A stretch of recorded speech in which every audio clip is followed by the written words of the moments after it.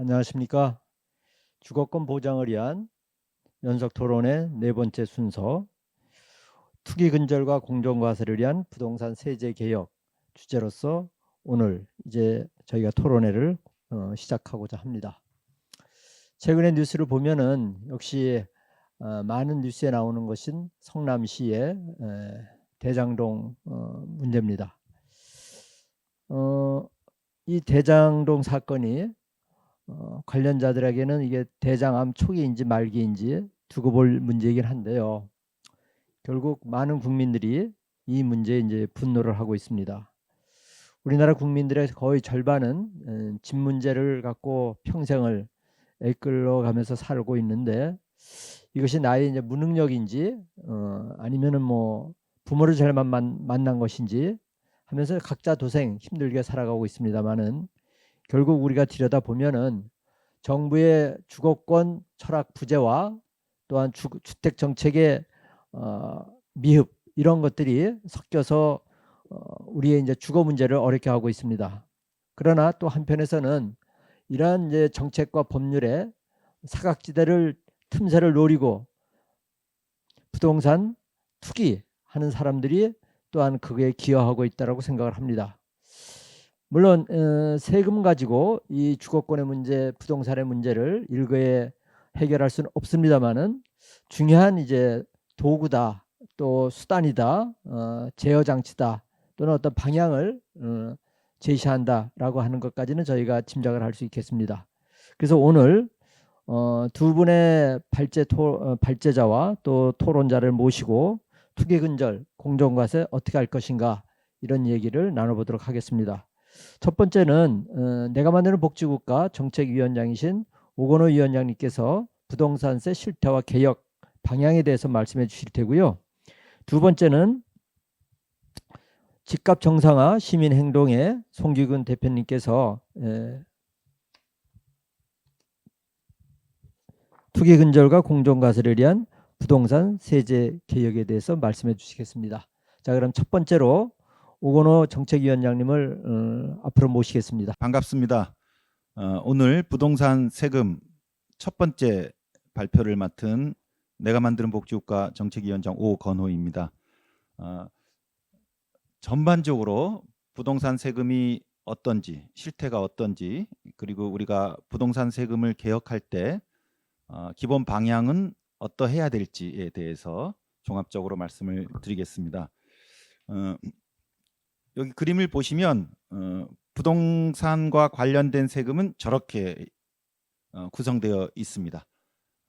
부동산을 가지고 있으면 보유한 것에 따라 세금이 매기겠죠. 그래서 재산세와 종합부동산세가 있는데요.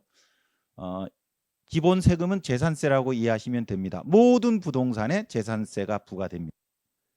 그리고 그 위에 일정 가격이 넘으면 지금은 공시가격 기준으로 해서 11억이 넘으면 1가구 1주택인 경우에 종합부동산세가 다 붙습니다. 그래서 자기가 부동산을 가지고 있으면 재산세만 붙는 자산일 수도 있고 재산세가 붙고 플러스 종부세가 붙는 자산일 수 있습니다. 그리고 재산을 가지고 있으니까 만약에 그 재산을 매각할 때 양도 차익이 발생하면 양도소득세가 부과될 것이고요. 그리고 그것을 취득한 사람, 얻은 사람은 취득세를 내게 됩니다. 그리고 자기가 가진 자산을 타인에게 매각하는 게 아니고 자기의 가족에게 줄 경우에는 상속세, 사망하면서 줄 경우에는 상속세, 사망 이전에 이전할 경우에는 증여세가 붙게 됩니다. 이렇게 해서 전체적으로 부동산과 관련돼서는 저렇게 크게 보유세, 양도소득세, 취득세, 상속세 이렇게 네 가지 범주가 관계를 맺게 됩니다. 하지만 통상 우리나라에서 부동산 세금 얘기할 때 가장 핵심은 저기 네 개 부동산 세금 중에 어디겠습니까? 종합부동산세와 재산세를 보유세로 합치면 그렇습니다. 보유세입니다. 왜냐하면 다른 것들은 일정한 행위가 이루어질 때 세금이 부과됩니다. 근데 저 보유세는요 그냥 자산 그 자체에 매년 부과되는 겁니다. 즉 뭐 부동산의 영향을 미칠 수 있습니다. 부동산에 미치는 영향이 효과가 크고요. 거꾸로 얘기하면 한국같이 부동산 시장이 불안정한 곳, 즉 부동산이 계속 인상되는 곳에 있어서는 그 어느 세금보다도 보유세의 역할이 중요합니다. 실제로 종합부동산세법을 보면 제1조에 그 목적이 명시되어 있는데 그 목적의 핵심이 부동산 가격의 안정화라고 되어 있습니다.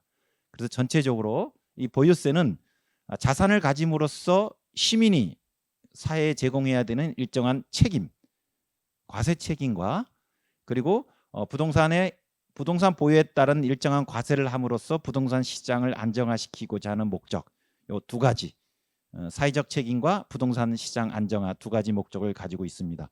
왜냐하면 부동산은 여기에 인간의 땀이 들어가 있는 게 아니거든요. 그냥 땅 위에 서 있는데 이런 시장의 수요와 공급의 여건의 차이로 해서 가격이 올라버리기 때문에 최소한 이런 불로소득일 수 있는 부동산 자산에서의 가격 폭등은 막아야 된다라는 게 보유세의 취지입니다. 그런데 한국은 어떻습니까? 예, 부동산이 미쳐 날뛰고 있습니다. 다시 얘기하면 보유세가 제 역할을 하고 있지 못하다는 겁니다. 오늘 저도 그래서 여러 세금이 있다마는 보유세를 중심으로 말씀을 드리겠습니다. 아까 전체로 본 그 부동산 관련 세금을 보면 이름이 붙여졌는데요. 지금 재산세하고 조금 그냥 부동산 관련 그리고 이거는 OECD 그 세입 비교 수치입니다. 한국은 저기 2019년, OECD는 2018년인데요. 쭉 보면 자산과세, 부동산 자산으로 물론 여기는 이제 금융도 들어갑니다만은 대부분 부동산입니다. 이런 자산에서 얻는 세입이 GDP 대비로 한국이 더 높아요. 그래서 보수 진영에서는 한국의 자산 과세가 국제 평균을 넘는다. 자산을 가진 사람들이 세금을 많이 내고 있다. 이렇게 얘기하고 있는데 사실은 이 자산 과세는 이렇게 저거는 GDP 대비 비교라는 것을 염두에 두시기 바랍니다. 왜냐하면 대부분의 보유세 같은 경우에는 그 가격에 매기는 것이지 GDP에 매기는 게 아니거든요. 우리 소득은 GDP를 구성하지만 부동산 가격은 GDP를 구성하는 것은 아닙니다. 즉 한국의 자산 가격이 너무 세다 보니까 그 자산 가격에 매겨지는 세금의 양도 커지는 걸 의미합니다.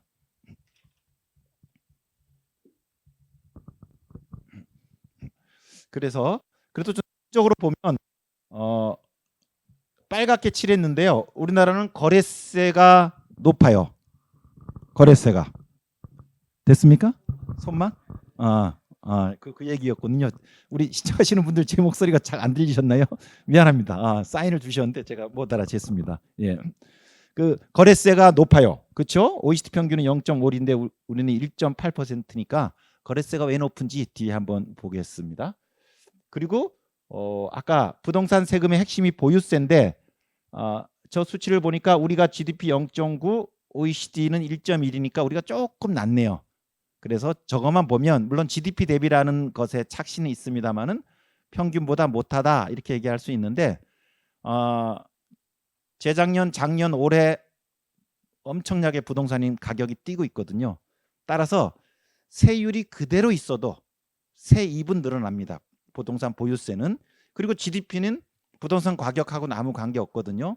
그래서 아주 최근 국제 OECD 자료를 보면 GDP 대비 보유세 비중은 국제 평균을 조금 상회하는 것으로까지 나옵니다. 이것에 주는 의미는 부동산 가격이 너무 뛰었다라는 걸 의미합니다. 그래서 앞으로 이제 다음 챕터부터 우리나라 보유세 실태를 하나씩 보도록 하겠습니다. 보유세는 그래서 전체 세입이 GDP에서 얼마를 차지하느냐 이거는 사실은 국제 비교에서 이 수치만 제공하기 때문에 우리가 비교하는 것이지 그 나라의 보유세의 실체 즉 보유세의 강도를 보여주진 않습니다. 보유세의 강도를 보여주는 가장 핵심적인 지표는 실효세율입니다. 즉 실제 그 부동산 가격에서 납부하는 보유세의 비율이 얼마인가인 거죠. 그래서 1억 원의 가격의 부동산에서 100만 원을 내게 되면 1%가 될 겁니다.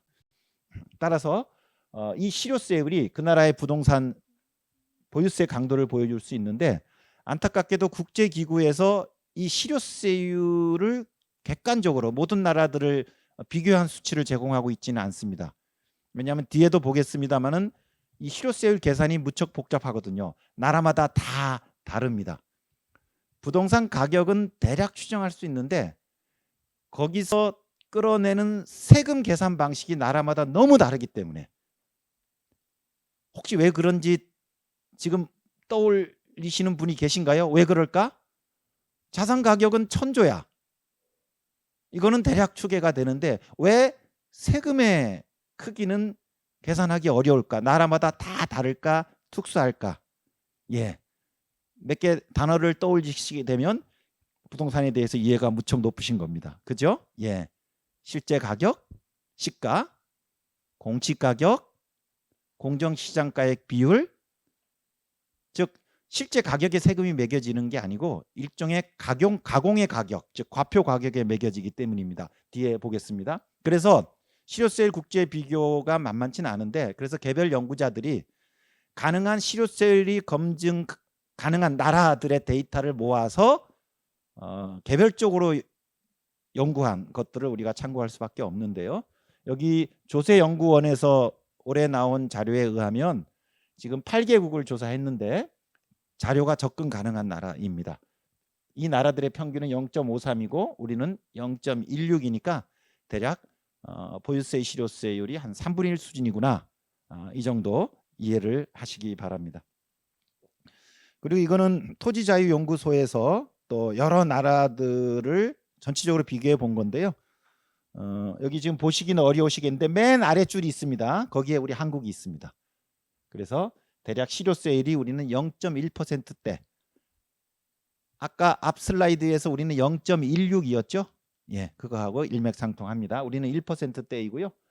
대략 중간에 있는 나라들이 0.3%대고 저 높게 있는 나라들은 실효세율이 1%도 넘습니다. 대략 앞으로 무엇을 해야 될지에 대한 목표가 나오죠. 실효세율을 올려야 되겠다. 아까 왜 실효세율 계산이 어려운가, 즉 실제 세금 계산이 왜 어려운가에 대해서 보겠습니다. 자, 보유세 계산 방식인데요. 맨 왼쪽에 있는 음영 처리된 네모가 시세 실거래가액입니다. 아파트 가격으로 치면 10억입니다. 이 10억의 보유세가 어떻게 매겨질까요? 10억에 매겨지지 않고요.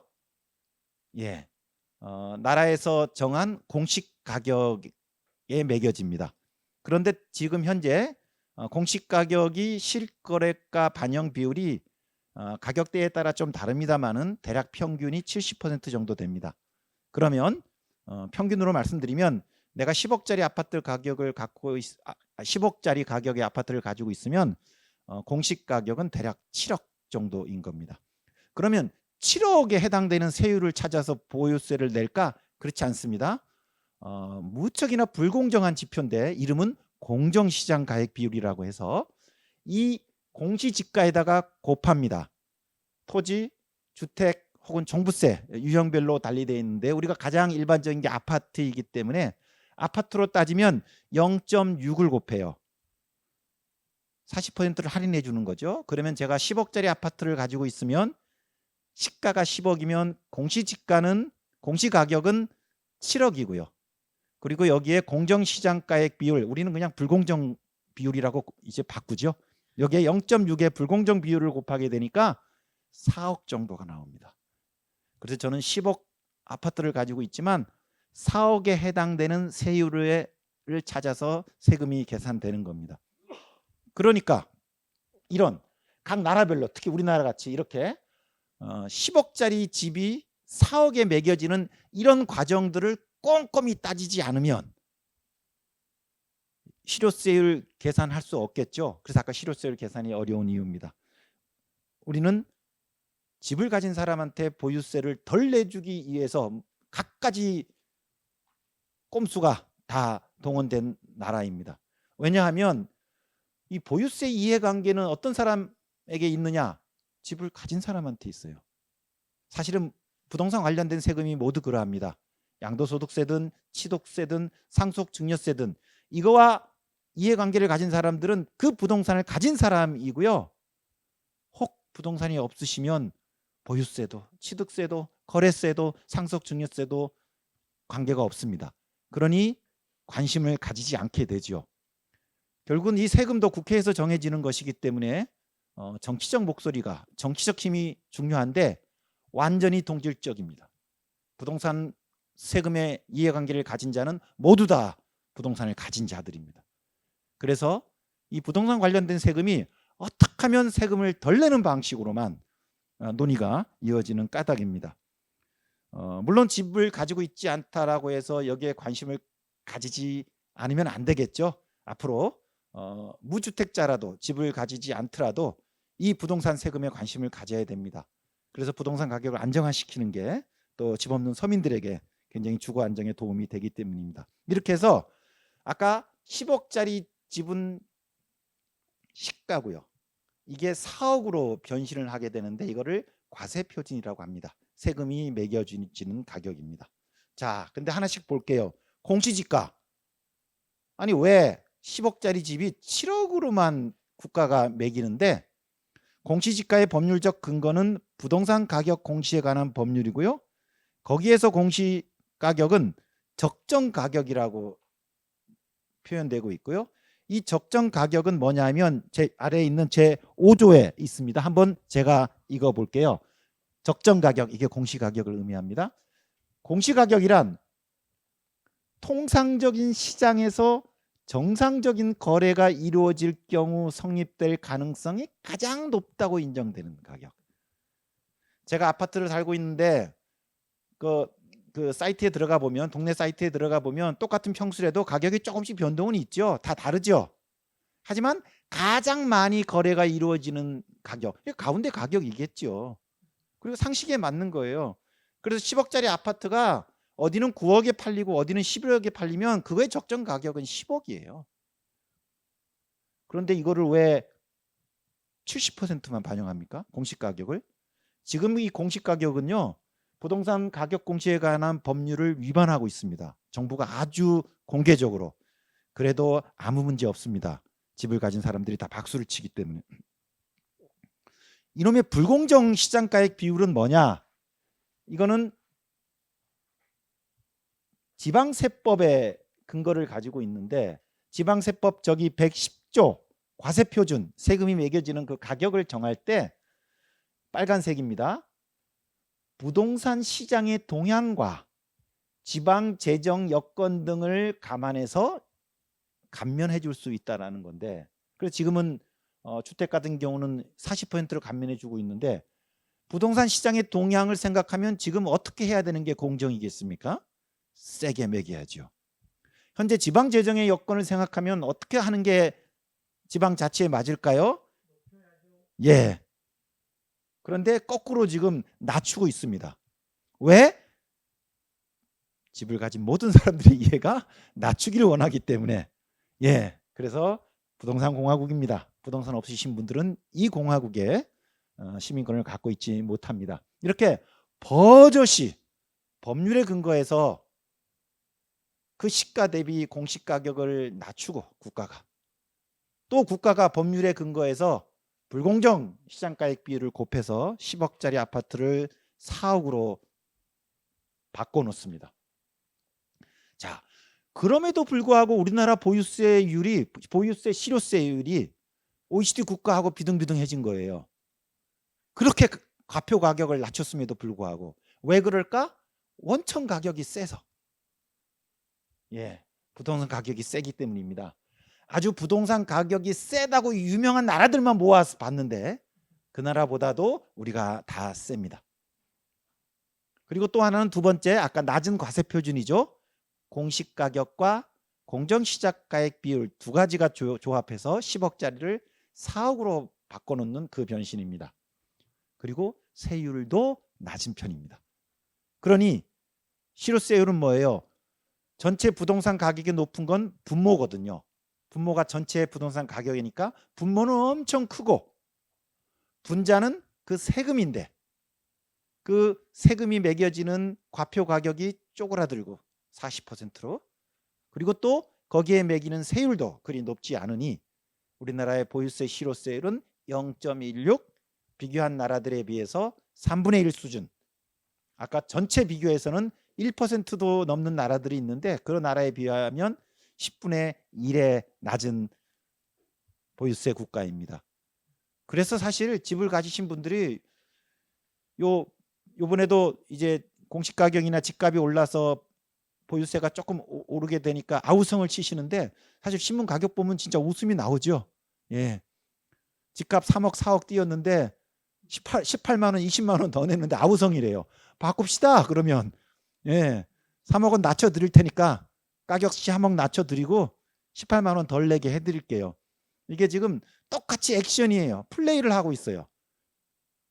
그 언론과 그 집 가진 사람들이. 그래서 지금 계속 보유세가 낮은 상황으로 낮춰지고 있습니다. 지금 문재인 정부에서 가능한 보유세를 높이겠다는 방향으로 국정 방향은 설정이 있어요. 그래서 첫 번째 아까 공시가격을 현실화시키겠다 해서 지금 70% 수준인 것을 90%로 단계적으로 높이겠다고 지금 로드맵에 따라 가고 있습니다. 우리의 목표는 과제는 뭘까요? 이게 뭐 조금 더 땡기자고 말씀하실 수도 있겠습니다만은 어떤 거는 25년까지 어떤 거는 30년까지 90%까지 달성하는 거거든요. 시가의 90% 정도면 저는 뭐 그럭저럭 괜찮다고 봐요. 그래서 지금 이 공시가격을 시가의 90%까지 올리도록 요 로드맵이 정해져 있기 때문에 이 로드맵을 때로 가게 하는 게 무척 중요합니다. 왜 이 말씀드리냐면 이 로드맵 그만하자 라는 목소리가 국회에서 나오기 때문입니다. 어떤 정당이 주로 이 얘기 하시는지 아시겠죠? 예, 그래서 요 공시가격 현실화 로드맵을 방어하는 과제가 저희들한테 주어져 있습니다. 좀 더 땡겨서 현실화시키고 싶은 분들은 조금 앞장서서 말씀하시면 됩니다. 두 번째 아까 불공정 시장가액 비율도 지금 재산세만 내는 집하고 종부세가 내는 집이 있는데 종부세는 이것도 문재인 정부에서 상당히 현실화시키고 있어요. 그래서 요 밑에 그림이 있는 것처럼 0.8을 곱하다가 내년에는 100을 곱합니다. 즉 종합부동산세에 있어서는 공정시장가액 비율이 사라집니다. 괜찮은 거죠. 그런데 저기 일반 재산세는 그대로 60이에요. 여기도 우리 목표가 나오네요. 종합부동산세 공정가액 비율을 100%로 만드는 것. 즉 그 의미가 없게 만드는 걸 내년에 반드시 달성하는 거. 왜 이 말씀을 드린지 아시겠죠? 예, 요거 막고자 하기 때문입니다. 어떤 당이. 그리고 종합부동산세가 적용되지 않는 일반 주택 재산세도 60%가 뭡니까? 60%가 그죠? 예, 한 90%까지 올리는 과제가 남아 있습니다. 이렇게 해서 공시가격을 시가에 맞춰가고 이 불공정 시장가액 비율을 사라지게 하면 저절로 과표가 올라갑니다. 과표 가격이. 부동산 세율을 건드리지 않고도 보유세가 증가합니다. 지금 10억짜리 집이 과표가 4억인데 공시가격을 시가로 현실화시키고 이놈의 불공정 시장가액 비율을 없애서 10억짜리 집이 한 8억 정도에서 세금을 내도록 만들면 지금보다 2배 되는 거예요. 예, 세율을 건드리지 않고도. 저는 그래서 이 세율이 사실 굉장히 좀 민감하게 사람들한테 다가오기 때문에 하지만 너 집이 10억인데 4억의 세금을 내고 있어? 말이 돼? 사실 이거에 대해서는 별로 말을 못 하더라고요. 저는 그래서 요 부동산 보유세에 있어서는 뒤에 세율을 말씀드리겠습니다만은 공시가격을 시가로 현실화하고 공정시장가액 비율을 사실상 폐지하는 방향으로 가는 게 부동산 실효세율을 높이는데 굉장히 큰 역할을 하리라고 봅니다. 그래서 재산세와 종합부동산세가 있는데요. 사실 제가 다 말씀드린 격이에요. 그래서 재산세는 이렇게 복잡하게 각 과표 가격별로 6천만 원, 1억 5천, 3억 이 구간대로 세율이 있습니다. 그래서 계산하면 되는데 저기 있는 6천만 원, 1억 5천이 시가가 아닙니다. 그죠? 그건 눈치채셨을 겁니다. 종합부동산세를 볼게요. 항상 논란이 많은 종합부동산세인데 종합부동산세는 주택에 매겨지는 주택분 종합부동산세가 있고 토지분 종합부동산세가 있어요.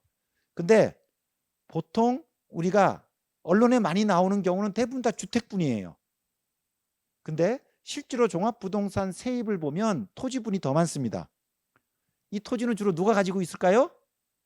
그죠? 예, 대기업들이, 땅 부자들이 많이 가지고 있습니다. 이분들이 가지고 있는 여기에 매겨지는 종합부동산세가 있는데 이건 별로 언론에 등장하지 않아요. 왜? 혹시 아셨어요? 종합부동산세가 토지 주택과 별도로 토지분이 있다는 걸. 종합부동산세 세입이 토지분이 더 많다라는 걸 쉬쉬하십니다. 이분들이 쉬쉬하셔서 우리가 그 종합부동산세의 한 40%에 해당되는 주택분 갖고 우리가 매일 싸우고 있습니다. 그래서 이 종합부동산세는 노무현 정부 때 만들어졌는데 좌측에 있는 게 노무현 정부 도입 시기의 세율이고요. 우측에 있는 게 올해입니다. 복잡해요. 저도 볼 때마다 헷갈려요.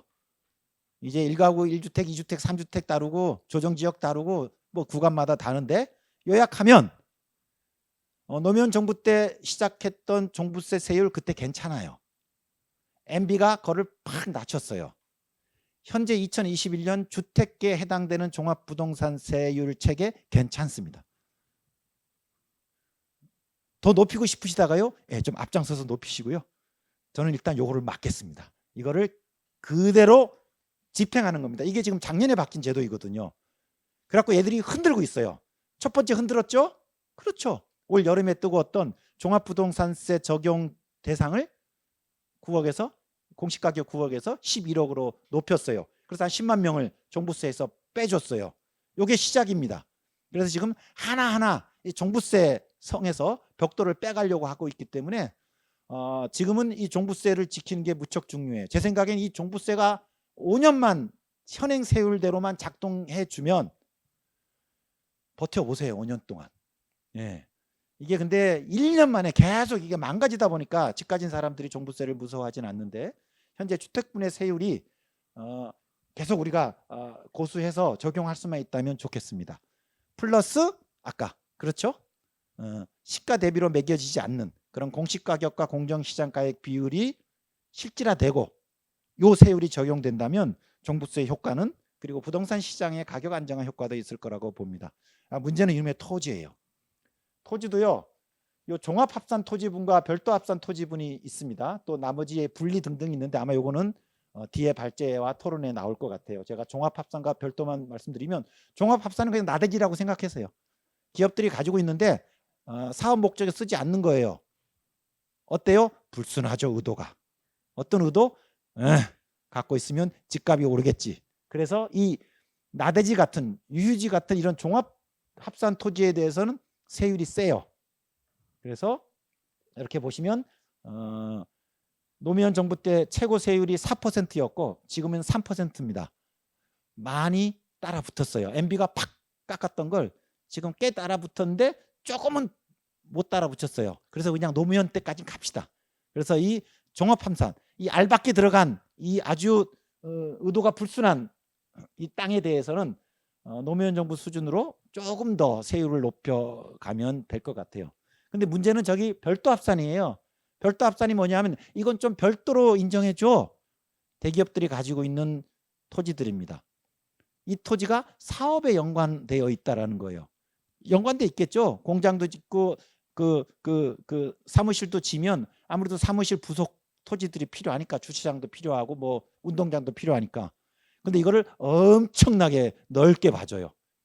그래서 실제 사업용 그 토지분의 한 5배 내지 6배 정도를 다 업무 관련성으로 봅니다. 무슨 뭐 축구 클럽을 운영합니까? 그죠? 예. 그래서 여기는 업무 관련성이 있다고 그래서 세율이 낮아요. 그리고 노무현 정부 때 세금에 비해서도 낮아요. 그 절반밖에 안 됩니다. 사실 대기업들의 땅을 저렇게 업무 관련성이라 그래서 저기다 다 숨겨놓고 있어요. 그리고 저기 세율이 낮습니다.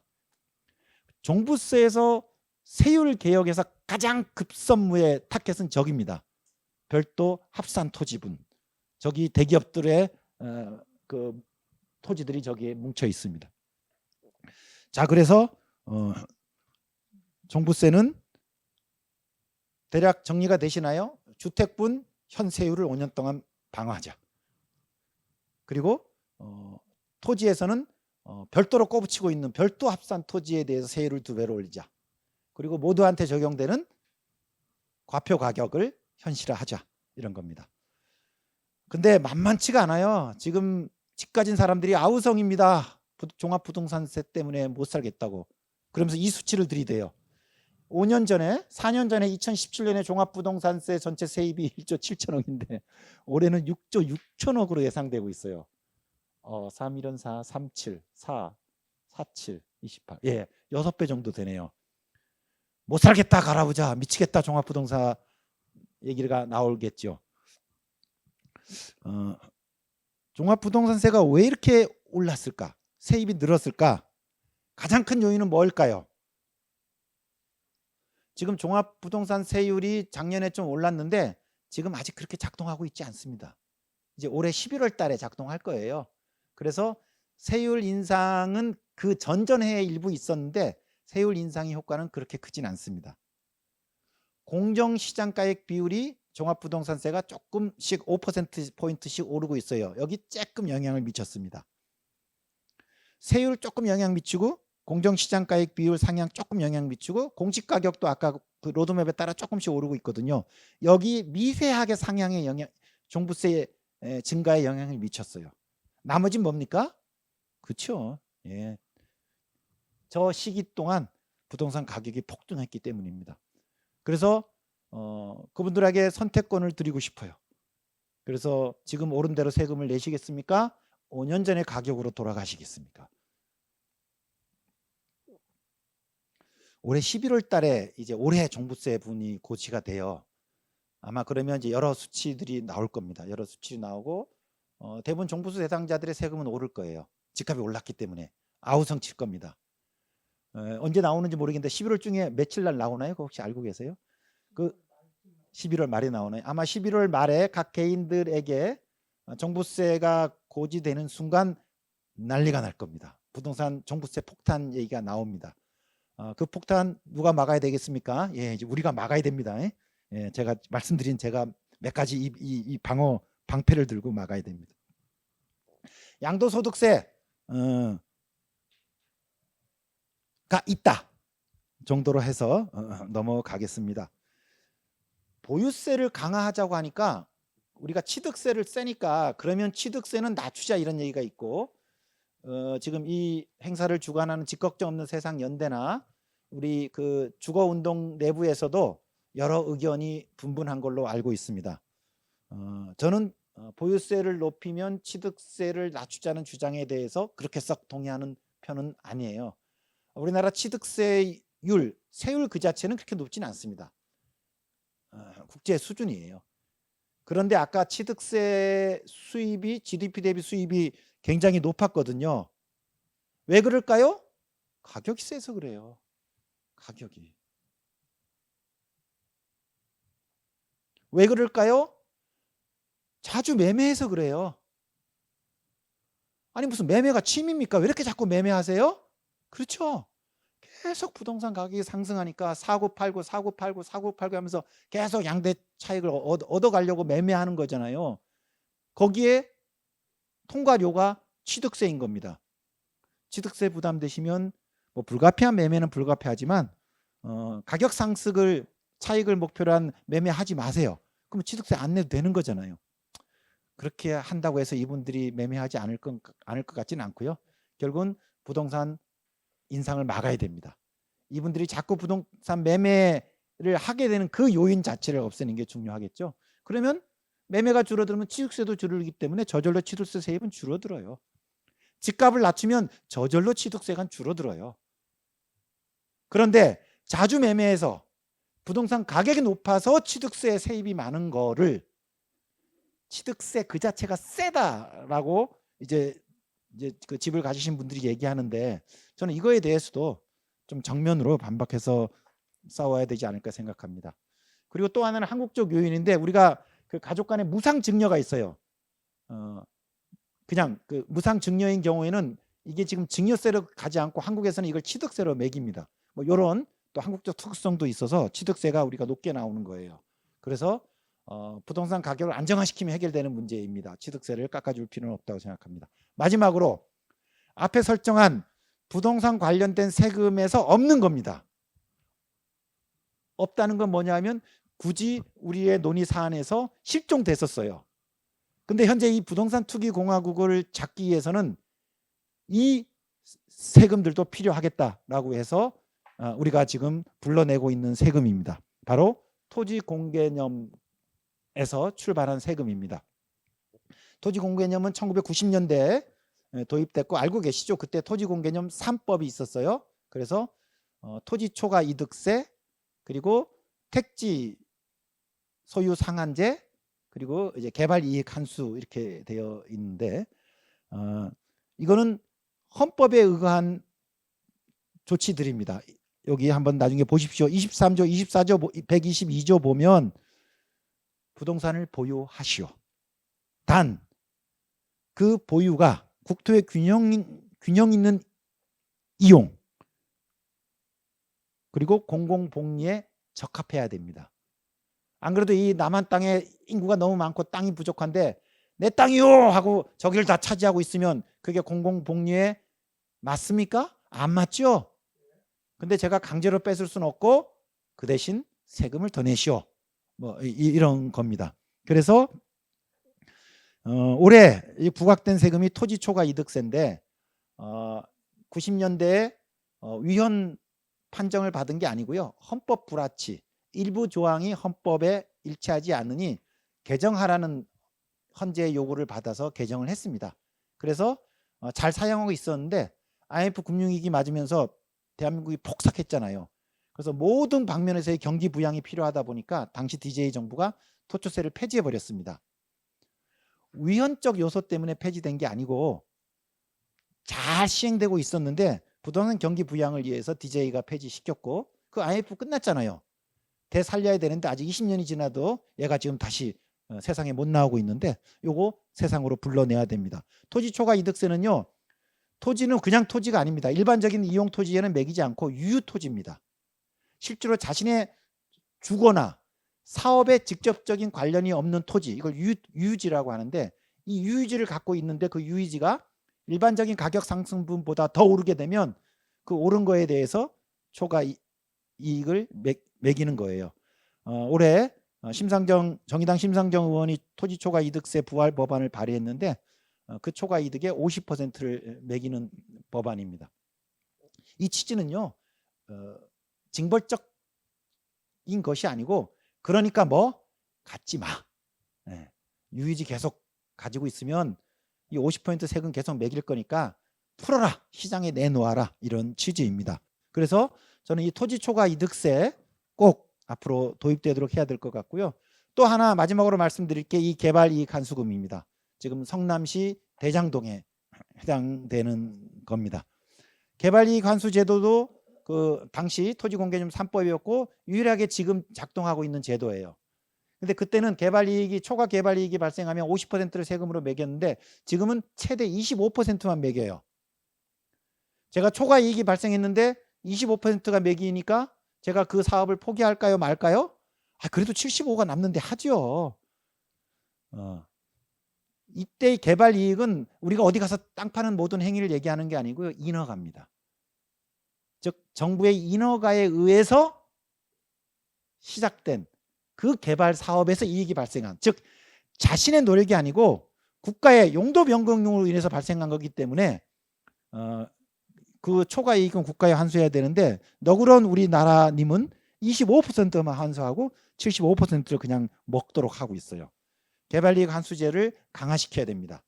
통상 저희 주거운동 단체에서는 보통 50%, 그 1990년대 토지공개념 시절 개발 한수제 수준으로 가자라고 얘기해 왔는데 이번에 대장동을 보면서 좀 더 보완돼야 된다고 생각해요. 왜냐하면 50%를 매기게 되면 이번에 대장동에서 그놈이 뭐죠? 화천대유 말고 그 천화동인 하타이 예, 좋습니다. 이 천화동인 분들은 거의 뭐 1억 내고 1,000만 원, 1,000억 받아갔거든요. 1,000배 받아냈기 때문에 이분들 50%를 세금으로 거두어도 1억 내고 1,000억 받아서 500억은 여기에 내고 500억을 또 갖게 돼 있어요. 너무 많이 이런 경우도 생기다 보니까 그냥 50% 징수 갖고는 안 될 것 같아요. 그래서 일정한 캡을 씌우는 투자액 대비 전체 사업비 대비 얼마 이상은 못 가져도 되도록 그래서 초과이익 50% 한수 플러스 캡을 씌우는 상한제 이런 방식으로 개발이익 한수제가 도입돼야 될 것 같고 지발이 더 절여서 그런지 지금 민주당이 앞장서고 있어요. 얼마 전에 법안도 발의한 걸로 알고 있습니다. 자, 정리하겠습니다. 예, 막 다루었으니까 미리 말씀드리죠. 그래서 맨 위에 있는 토지 공개념에 기반을 둔 두 세금, 토지 초과 이득세 도입합시다. 그리고 개발이익 한수제 50 플러스 상한제로 도입합시다. 그리고 종합부동산세는 주택분에 대해서는 지금 세율을 유지합시다. 지킵시다. 그 대신 임대사업자에 대해서는 이게 좀 요상해요. 이거 다음 발제에서 아마 집중적으로 다루실 거고요. 토지분에 대해서는 기업들이 갖고 있는 별도 합산 이로 포장해서 숨겨 가지고 있는 이 별도 합산 토지에 대해서 종부세를 더 강하게 매기자. 그리고 여기 재산세로 했습니다만은 일반적인 그 시가에 맞추어서 세율이 적용될 수 있도록 공시가격과 불공정 시장가액 비율을 현실화하는 문제. 이게 남습니다.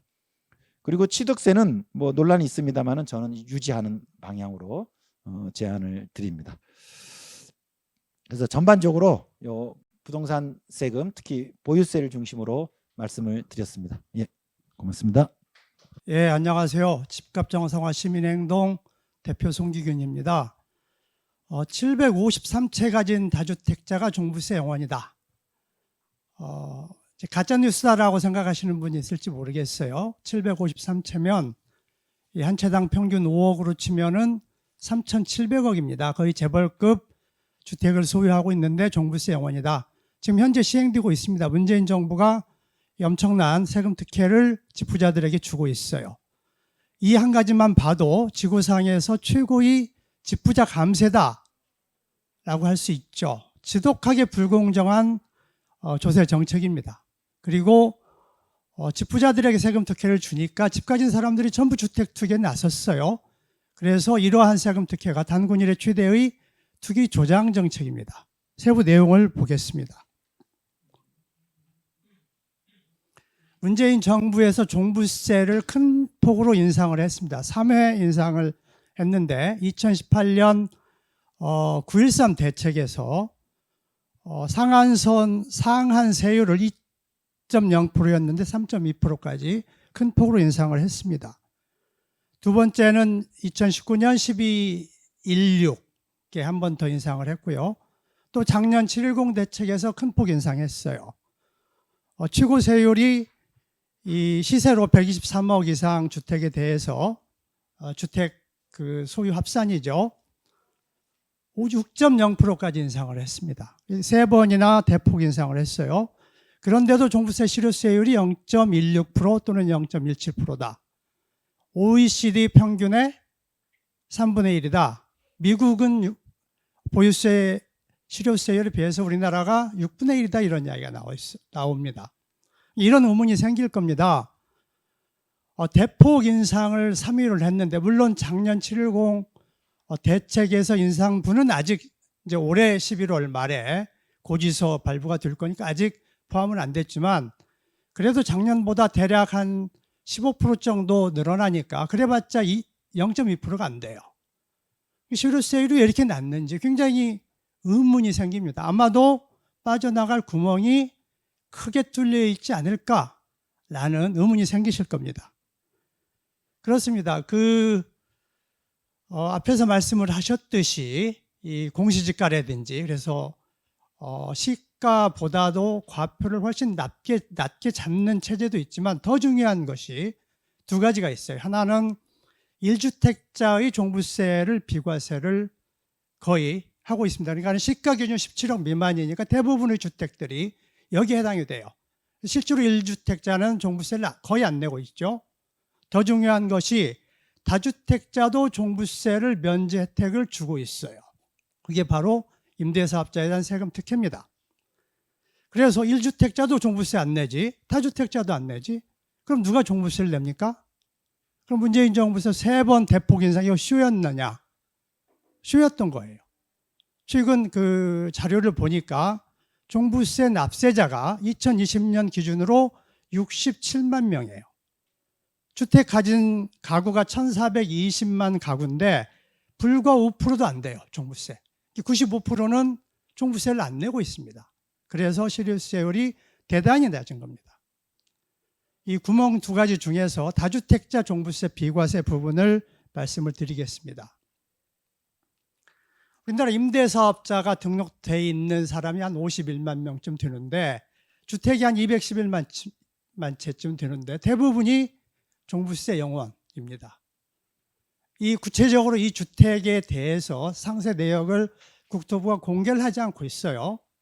추정을 해보면 올해 초에 김두관 의원실에서 자료를 냈어요. 그랬는데 2019년 임대주택 등록이 150만 채였는데 그 93%가 종부세 0원이었다. 나머지 종부세 내는 이 임대사업자들도 극히 미미한 금액을 내고 있다라고 발표를 했습니다. 2020년 6월 말 현재 임대주택이 160만 채고 그중에 93% 이상이 종부세 0원으로 추정이 되죠. 그리고 임대사업자가 51만 명인데 이 사람들이 사는 거주주택은 임대주택 등록을 안 했는데 1주택으로 간주를 하기 때문에 앞에서 말씀드렸듯이 17억 미만이면 종부세 안 내요. 그래서 211만 채 임대사업자 가지고 있는 주택들 대부분 종부세 0원이다. 이래서 종부세 실효세율이 엄청나게 낮아진 겁니다. 이 정책, 이러한 세금 특혜를 준 정책이 2017년 12월 13일 문재인 정부가 발표한 임대주택 등록 활성화 방안이에요. 모든 세금을 다 안 내게 해주고 있어요. 재산세는 법률에 의하면은 이 부동산을 소유한 사람은 모두 세금을 내도록 돼 있는데 이 엄청난 예의가 임대사업자로만 등록하면 재산세 100% 감면을 해주고 있고 이런 사람이 51만 명이 달하고 있는 거죠. 임대소득세도 거의 안 내고 이 양도세, 주택 투기하는 목적이 양도세인데 양도세도 안 내고 종부세는 합산 배제하고 있고 건보료는 80%까지 감면을 해주고 있어요. 그래서 대한민국이 이 세금 특혜로 인해서 지구상에서 최고의 집부자 감세 정책을 시행하고 있다. 맞는 말입니다. 이 종부세 합산 배제 특혜가 이 종합부동산세법 시행령입니다. 주택임대사업자가 등록한 이 주택임대사업자 등록을 한 자가 과세 기준일 현재 임대하고 있는 주택은 합산 배제한다. 합산 배제가 바로 비과세라는 거죠. 그래서 임대주택 등록 시점에 공시가 6억이면 그 후에 2배, 3배 폭등을 해도 비과세를 하고 있습니다. 이 시행령에 의해서 우리 맨 앞에 말씀드렸듯이 753채 가진 다주택자가 종부세 0원이고 이 표가 임대주택을 가장 많이 소유한 10명이에요. 이 10명이 거의 대부분 종부세 0원일 것으로 추정을 하고 있습니다. 이 합산 배제가 대단히 부당한 거지 않습니까? 그래서 이러한 특혜를 폐지하라라는 요구가 올해 초에 있었어요. 경기도 이재명 지사가 폐지 요구를 정부에 건의를 했습니다. 공식 문서로 제출했어요. 경기도에 26채 주택을 가진 사람이 있는데 종부세가 0원이더라. 이거 부당하지 않느냐. 바로 잡아달라고 했는데 기재부가 묵살했죠. 지금까지 폐지를 하지 않고 있습니다. 그게 이제 국무유의니까 뭐 야당 반대 이게 있을 수 없잖아요. 대통령이 장관들 몇 명 불러서 폐지하면 바로 없앨 수 있는 건데 하지 않고 있다. 이 말은 문재인 정부 민주당이 이 세금 특혜를 폐지할 의지가 전혀 없다라는 것을 말해줍니다.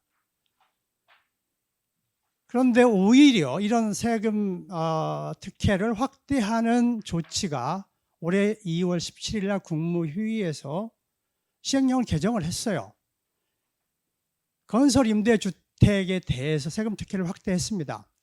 그전에는 공시가 6억 원 이하에 대해서 이 비과세를 해줬는데 이걸 9억으로 높이고 전용 면적을 85제곱미터 이하를 149제곱미터 이하로 확대했어요. 그러니까 이 아파트를 새로 건설하든 아니면 뭐 빌라를 새로 건설하든 건설해서 임대사업자로 등록만 하면 50평대까지는 종부세 하나도 안 내게 해주고 있습니다. 엄청난 특혜를 문재인 대통령이 국무회의에서 더 확대를 하는 뭐 만행을 저지른 거죠. 올해 2월 17일입니다. 이제 근로소득세도 보면 무척 황당합니다. 이게 문재인 정부가 2017년 발표한 이 보도자료 공식 문서에 나와 있는 겁니다. 빨간 글씨로 되어 있는 부분을 보면 임대주택 등록 시는 경비율을 70%까지 인정해 주겠다.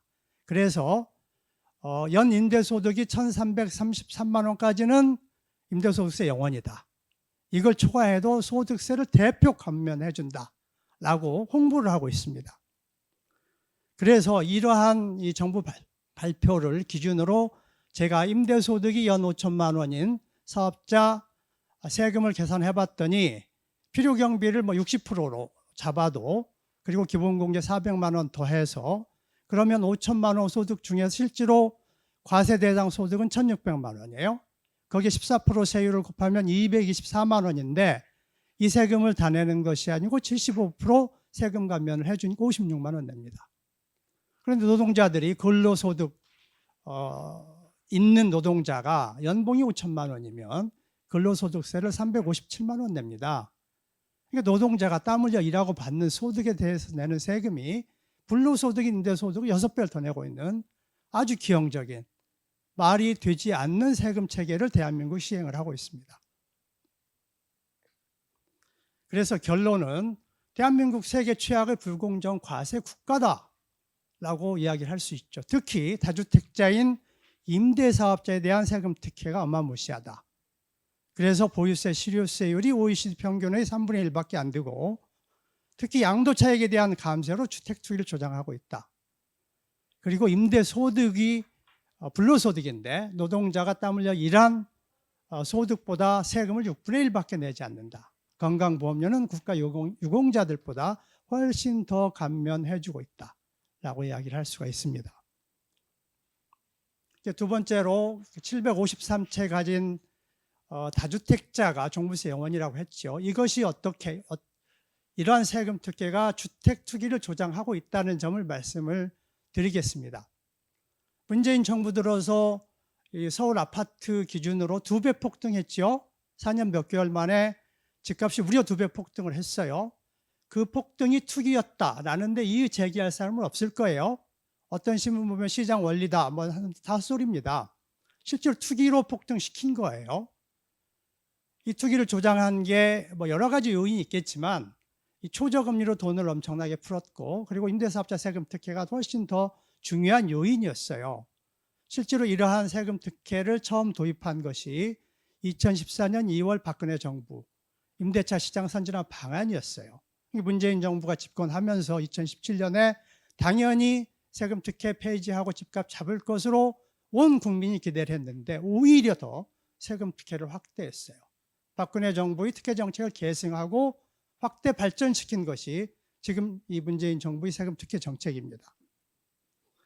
그래서 이게 서울 아파트 실거래가 지수인데 이 그래프를 보시면 이명박 정부에서 상당폭 하락을 했고 박근혜 정부 집권하고 초기 2년간 거의 오르지 않았어요. 그랬는데 2014년 8월 본격 상승을 시작을 하는데 이 단초가 됐던 것이 이 앞에서 말씀드린 이 임대사업자 세금 특혜도 시행을 했고 더 중요한 것이 추경환이 부총리로 취임을 한 시점이 2014년 5월입니다. 그러면서 대부분 국민이 기억하죠. 추경환의 빚내서 집 사라 정책. 금리 낮추고 대출 풀었어요. 빚내서 집 사라. 투기하라는 거잖아요. 투기로 인해서 2014년 8월부터 본격 상승을 해요. 근데 흥미로운 것은 2016년 10월부터 박근혜 정부 말기에 투기에 불이 붙었는데 집값이 하락을 해요. 소폭이긴 하지만. 투기가 잠수를 탑니다. 주택 투기라는 게 불 붙으면 끄기가 어려운데 놀랄 만한 일이 2016년 말에 발생을 해요. 그게 바로 광화문 촛불 집회죠. 정권이 바뀔 거다.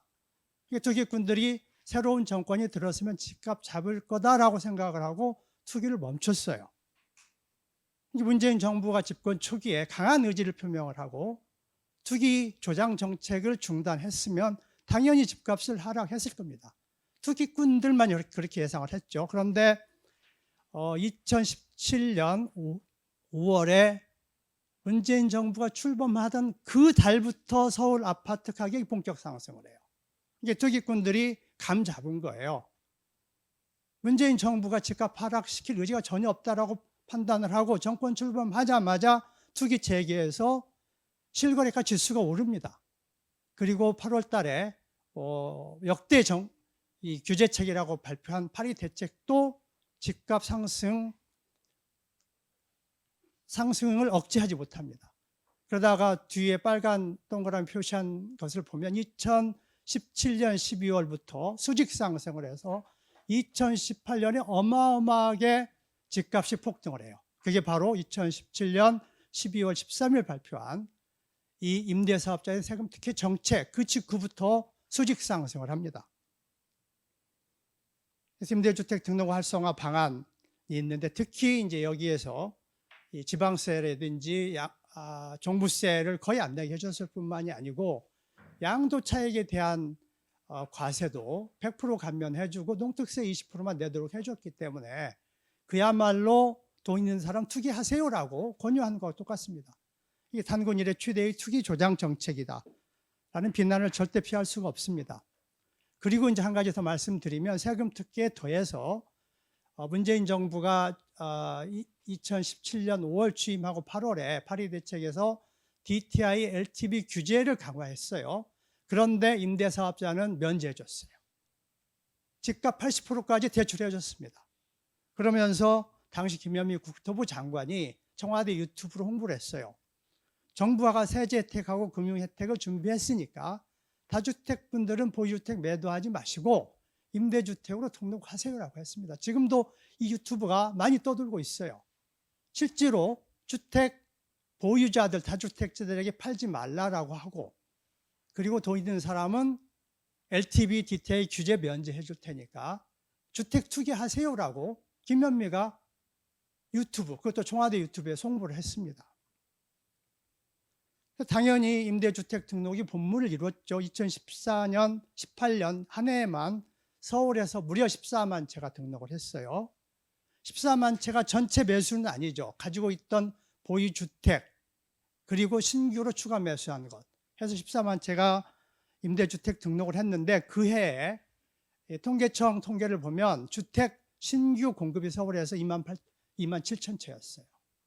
이게 14만 채 임대주택 등록한 거의 절반, 7만 채를 신규 매입했다라고 가정을 하면 임대주택 매입 수요만 7만 채인데 신규 공급이 2만 7천 채니까 2배 훨씬 넘죠. 주택이 폭등하지 않을 수 없는 상황이었습니다. 실제로 보면 KBS 그 팩트체크 방송이 2020년 7월 30일 날 보도한 거예요. 방송한 내용에 보면 강남구에 있는 아파트 단지를 다 조사를 했어요.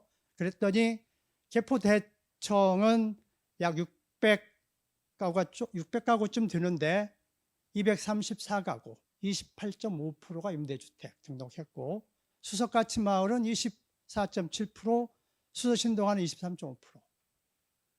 강남에 있는 아파트들의 10채 중에 2채, 3채가 임대주택 등록한 거예요. 그런데 이 대부분이 2018년에 등록한 거고 그리고 한 78%, 80%가 2018년에 등록을 한 겁니다.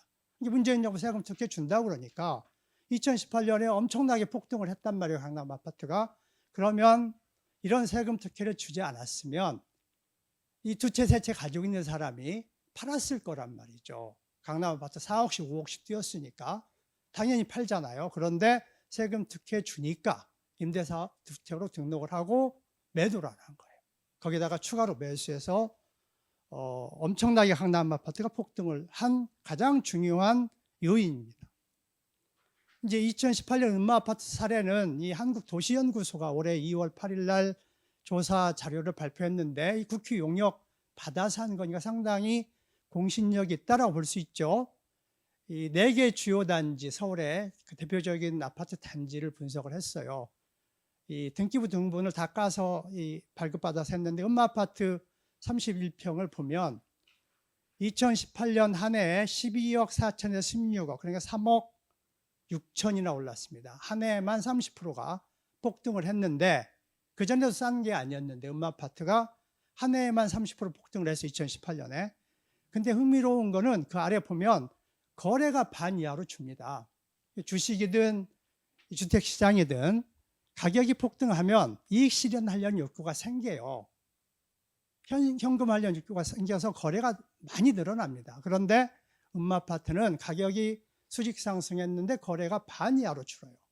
이게 바로 임대주택 등록 수요예요. 정부가 세금 특혜 준다고 그러니까 임대주택이 2018년에만 162채, 그 전에의 10배 이상으로 늘었습니다. 이런 증거들을 보면 이 문재인 정부가 한 이 임대사업자 세금 특혜 정책 때문에 강남 아파트 폭등했다는 게 이런 증거들이 수 없이 많이 연구 조사 자료로 발표되고 있습니다. 그리고 임대주택 매물 잠김이 이 강남 아파트들이 2018년에 엄청나게 임대주택 등록을 했는데 그 80%가 임대 만기가 8년이란 말이에요. 그런데 작년에 710 대책에서 정부가 기등록 임대주택은 임대 만기까지 세대혜택 100% 보장해 주겠다라고 했어요. 이게 강남 아파트들 이 임대주택 80%가 8년 만기니까 2026년 만기예요. 그때까지 매물이 안 나옵니다. 폭등할 수밖에 없죠. 거기다가 작년부터 이 30대 실수요자들 패닉바잉이 뜨겁게 일어나고 있잖아요. 이게 문재인 정부 출범할 때 대부분의 사람들이 문재인 정부 집값 잡을 거라고 기대하고 집을 안 샀어요. 2017년, 18년에 상당폭 올랐지만 이거 올라다 떨어질까 정부가 집값 잡을 거야 라고 기대했는데 한 2년 지나고 보니까 이거 문재인 정부 집값 잡을 의지가 아예 없구나, 속았구나 생각하고 특히 20년, 21년 엄청나게 30대 실수요자들이 패닉바잉 했어요. 그런데 임대주택으로 매물이 잠겨 있잖아요. 매물이 안 나와요. 거기에 실수요자 가세하니까 급등을 지속을 하고 있어요. 그래서 이 임대사업자 세금 특혜를 전면 폐지해서 임대주택 매물 나오도록 하지 않으면 절대 집값 하락하지 않을 것이다 라는 사실을 알 수가 있습니다. 27번 문재인 정부가 역대 어느 정부보다도 엄청나게 많은 그 집값 대책을 내놨는데 효과가 없었죠. 계속 급등을 더했어요. 그 가장 큰 이유가 집값 대책이 여러 가지가 있는데 가장 핵심이 바로 세금 규제, 세금 올리는 거, 양도세 올리고 종부세 올리는데, 그런데 임대주택, 임대사업자 등록만 해버리면 양도세 100% 감면, 종부세 그 100% 감면 해주니까 이 규제를 아무리 내놔도 그 사람들은 예외예요. 그 물량이 나오지가 않아요. 그래서 임대사업자 세금 특혜 정책이 27번 집값 대책을 무력화시킨 겁니다. 이제 한마디만 더 결론으로 말씀을 드리겠습니다. 집값 폭등 경제적 약탈 현상입니다. 서울 아파트 평균 가격이 2017년 5월 문재인 정부 출범하던 달에 6억이었는데 지금 엊그저께 신문 기사가 평균 12억, 정확히 2배로 됐어요. 이게 집값 폭등했으니까 미래의 주택 매입자, 이게 30대 또는 무주택 가구일 텐데 이 사람들이 문재인 정부 이전이면 6억에 살 수 있는 아파트를 이제 12억 줘야 돼요. 6억만큼 돈이 더 주머니에서 나가는데 그 돈이 누구한테 가느냐? 주택 매도자인 다주택자 주머니로 들어가는 거란 말이에요. 그래서 집값 상승은 집 없는 서민, 청년들 주머니를 털어서 다주택자 그리고 강남 집부자들 금고에 넣어주는 약탈 행위다라고 말할 수 있습니다. 주택 투기 근절 그리고 집값을 정상화, 정상 수준으로 하락시키는 것은 다양한 방안들이 제시되고 있습니다. 가장 먼저 가장 효과적으로 집값 하락시킬 정책은 바로 주택임대사업자의 세금 특혜를 전면 폐지해야 되는 겁니다. 그러면 전국에 160만 채고 서울하고 경기도 합쳐서 100만 채, 정말 많은 주택입니다. 이게 매도로 나와서 집값이 문재인 정부 이전으로 하락할 것이다 라고 저는 기대를 합니다. 끝으로 투기 근절 공정 과세를 위한 세제 개혁 방안도 첫 번째가 이 주택임대사업자 세금 특혜를 전면 폐지하는 것입니다. 그러면 공정 과세가 시원이 되고 투기가 근절돼서 공정한 사유가 만들어질 것이고 우리 사유의 가장 큰 과제인 부양극화도 완화되고 노동 가치가 중시되고 문재인 정부가 출범 때 내세웠던 사람이 먼저다. 이게 바로 이 세금 특혜 폐지에 의해서 달성될 수 있다라고 생각을 합니다. 감사합니다. 네, 오건호, 송규균 두 분의 발표를 잘 들으셨는지요? 첫 번째 발표에서는 보유세를 중심으로 얘기를 했고 두 번째 발표에서는 임대사업자, 이 다주택자들에 대한 세금 불공정에 대해서 이야기를 들었습니다.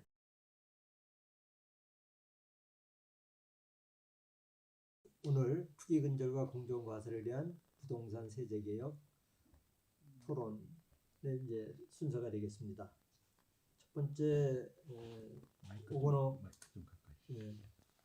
위원장님께서는 부동산 관련 여러 세금에 대해서 일별해 주셨고 그 중에서 이제 보유세 중심으로 여러 의견을 주셨습니다.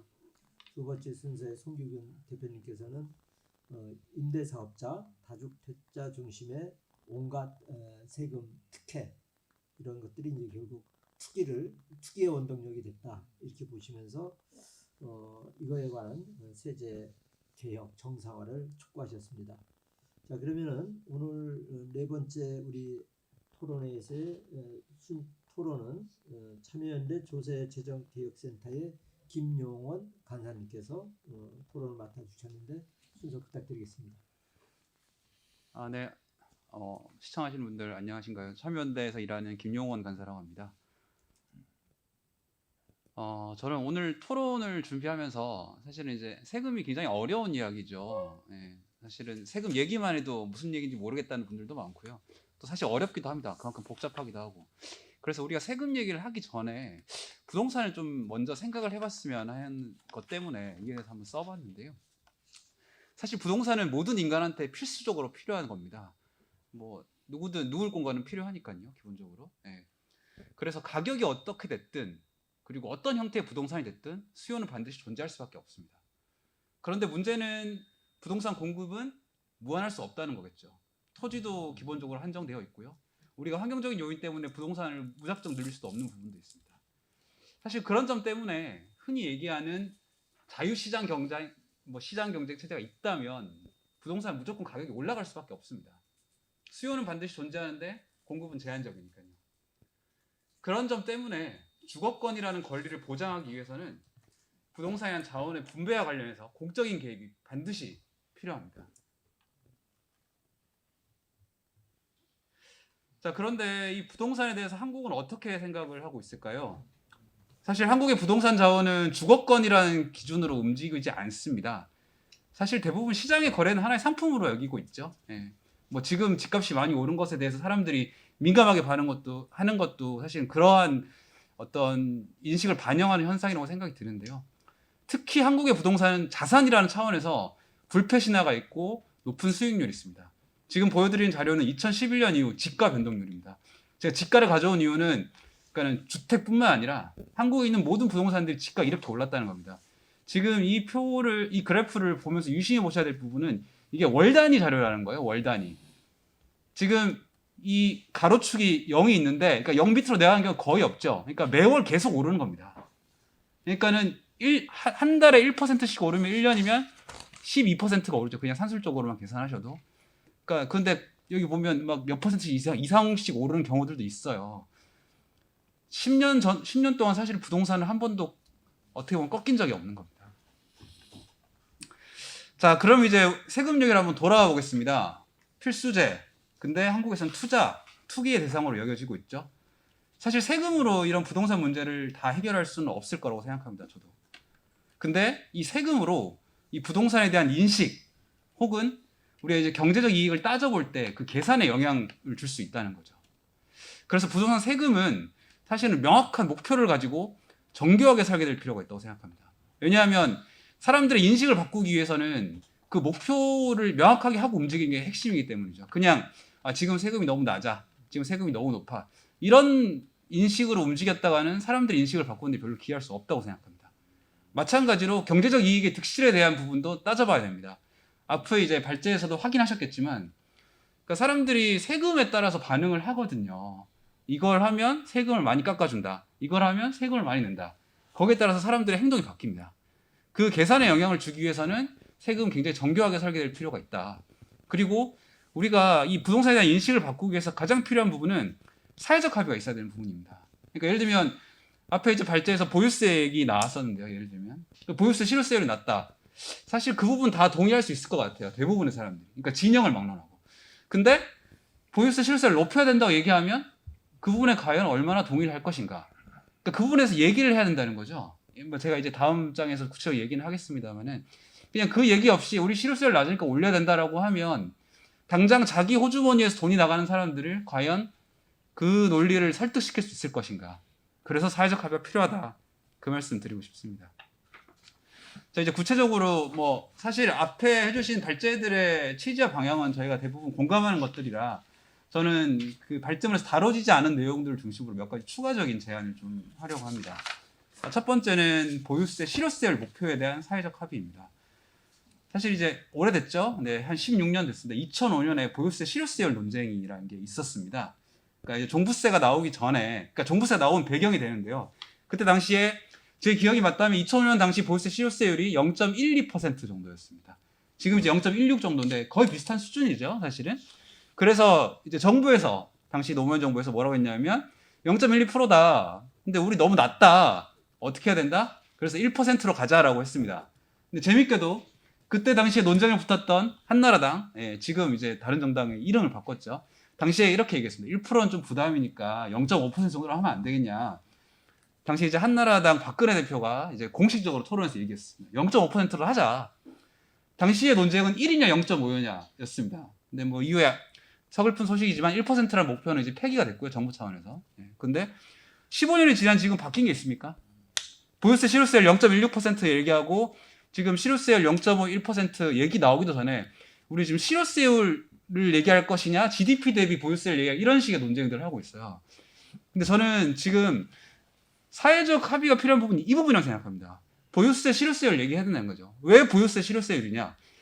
아까도 얘기 나왔지만 다른 세금들은 돈이 있는 상태에서 내는 세금들이 많습니다. 취득세, 집을 사는 순간 내기 때문에 사실은 세금을 걷는 과세당국 입장에서는 세금 걷기 편해요. 자, 너 3억짜리 집 사려면 취득세 1%니까 300만 원 내. 그럼 집 사는 사람 입장에서는 3억짜리 집 사는데 300만 원 낼 수 있다 이렇게 생각하는 거죠. 세금이 조금 더 높아도 낼 수 있는 겁니다.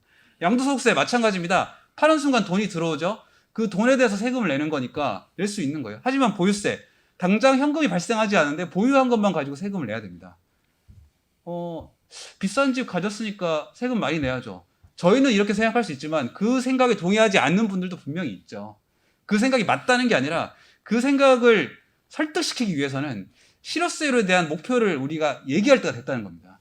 그리고 이 목표를 명확히 하고 그 다음 방안을 얘기해야 사람들이 그 목표 하에 움직이는 것이다 라고 인식할 수 있다는 거죠. 그리고 사실 이 목표가 정해지면 그 다음에 굉장히 간단합니다. 뭐 실효세율이 0.5가 됐든 1이 됐든 목표가 제시되고 나면 뭐 예를 들면 종부세가 그래서 더 높아져야 됩니다. 재산세가 더 높아져야 됩니다. 얘기했을 때 거기에 대해서 이제 뭐라고 얘기하기가 어려워지겠죠. 왜냐하면 실효세 목표가 이런데 이 목표를 가기 위해서는 이런 변화가 필요합니다라고 얘기하는 부분이니까. 그래서 첫 번째 중요한 부분은 실효세율 목표에 대한 사회적 합의, 논쟁이 필요하다는 거죠. 우리가 지금 생각하는 실효세율은 어느 정도가 돼야 될 것이냐, 여기에 대한 이야기가 좀 필요하다고 생각합니다. 네, 이게 조금 글자가 작아서 보이실지 모르겠는데요. 두 번째 제안은 이제 비주거용 부동산 공시가격입니다. 이게 조금 어려운 문제일 수 있는데 이제 2005년이 소환되는데요. 이게 무슨 말이냐면 부동산에 이제 보유세를 매길 때 부동산 가격에 대해 세금을 매기는데 지금 이제 공시가격이라는 게 있습니다. 아까 나왔다시피. 근데 이제 2005년 이전에 주택만 예로 들어서 말씀드려 보겠습니다. 주택이면 부동산은 이제 두 개로 구성이 되어 있죠. 건물 부분과 토지 부분. 그러면 토지 부분에 대한 세금과 건물 부분에 대한 세금이 보유세가 따로 계산이 돼서 나옵니다. 근데 지금 재산세는 종부세든 주택 부분을 내시는 부분은 건물 부분과 토지 부분을 분리해서 내지 않아요. 그냥 주택 부분에 대해서 세금을 냅니다. 보유세를. 이게 왜 그러냐면 2005년에 가격을 하나로 만든 거예요. 기존에는 토지에 대한 공시가격, 건물에 대한 공시가격이 따로따로 나왔습니다. 그래서 각각에 대해 세금을 부과했는데, 근데 이제 여러분 생각해 보세요. 이런 거죠. 예를 들면 아파트가 있는데 지금 이런 겁니다. 뭐 공시가가 시가보다 한참 낮고 어떻게 됐든 간에, 자, 당신의 아파트는 5억이에요. 그 5억에 대해 세금을 매깁니다. 이렇게 얘기하는 건데 2005년 이전까지 뭐냐면 이런 거죠. 당신의 아파트는 5억인데 그 중에 토지가 한 4억이고 건물이 1억이에요. 그럼 4억에 대해 세금이 얼마고 1억에 대해 세금이 얼마고. 자, 얼핏 들으면 뭐 합리적인 것 같아요. 근데 문제는 뭐냐면 비슷한 입지의 다른 아파트는 다르게 계산되는 거죠. 우리 똑같은 가격은 5억으로 계산되는데 우리 아파트는 토지가 3.5억이고 건물이 1.5억이네? 물론 기준 그 자체가 문제가 아니라 사람들이 세금 내는 입장에서 헷갈리는 거죠. 이게 가격이 맞는 거야? 아무래도 납세하는 입장에서는 수능도가 떨어지게 됩니다. 그래서 2005년에 부동산 공시가격을 만들면서 주택과 토지, 건물과 토지를 합산해서 주택에 대해서는 가격을 하나로 만들었습니다. 그리고 그 이전에 대해서 그 이후에는 이제 그것을 기준으로 세금을 매기고 있죠. 근데 이제 문제는 주택은 이렇게 하고 있는데 주택이 아닌 것들, 비주거용 부동산에 대한, 쉽게 말하면 뭐 상가든 이런 건물 같은 경우는 보유세가 어떻게 나오냐면 건물분에 대한 보유세와 토지분에 대한 보유세가 따로 나옵니다. 자, 근데 보유세에서 아까 앞선 발제에서도 확인하셨지만 재산세가 있고 종부세가 있죠. 근데 재산세는 건물과 토지에서 따로 나오는데 종부세는 어떨까요? 건물에 대한 종부세 없습니다. 종부세 구분해서 기억하시는지 모르겠지만 주택과 토지에 대한 것들만 있습니다. 건물에 대한 종부세 지금 내고 있지 않아요. 그 이유는 뭐냐면 합산한 가격이 없기 때문입니다. 기본적으로. 자, 그러면 좀 이상하죠? 이거 왜 안 하지? 왜 건물에 대해서는 안 내는 거야? 주택은 내고 있는데? 맨 처음에 비주거용 부동산에 대한 건물분 종부세를 안 낸 이유는 이게 이제 산업활동을 한다는 거죠. 이걸 무슨 말이냐면 경제활동을 한다는 거예요. 건물에 대해서 보유세를 많이 매기면 건물은 뭐 이제 경제활동에 따라서 건물을 새로 막 짓고 부수고 막 이렇게 경제활동이 막 활발하게 되는데 보유세가 높으면 그곳에 방해가 된다는 거죠. 그 논리로 처음에 빠졌습니다. 그런데 계속 빼고 있지는 않아요. 무슨 말이냐면 부동산 가격 공시에 관한 법률, 이제 부동산 공시가격을 결정하는 법률에 이미 비주거용 부동산 공시가격을 하게끔 되어 있습니다. 이게 2016년에 도입 근거가 마련이 됐어요. 그리고 이 도입 근거가 마련된 것과 관련해서 비주거용 부동산 공시가격을 만드는 준비를 국토교통부가 해오고 있습니다. 그리고 관련해서 용역도 굉장히 많이 진행한 것으로 알고 있고요. 그런데 그 용역 결과를 받아본 곳이 아무도 없습니다. 네, 저도 이 결과를 처음 보고 싶어서 여러 루트를 통해서 확인해 봤는데 국토부가 제공하고 있지 않습니다. 이렇게 되면 비주거용 부동산 공시가격이 출시하게 되면 어떤 현상이 발생하느냐? 당연히 지금 상가를 가지고 있는 큰 건물을 가지고 있는 사람들의 종부세가 많이 나오겠죠. 기존에는 종부세 대상이 아니었던 게 종부세 대상으로 편입이 되니까. 그런데 아까 말씀드렸다시피, 아까 발제에서 나왔다시피 지금 종합합산 토지, 별도합산 토지 이런 얘기 나오는데 그 별도합산 토지라는 게 이런 건물, 상가, 빌딩 다 해당되는 겁니다. 거기에서 토지분만 지금 과세가 되고 있는 거예요, 종부세는.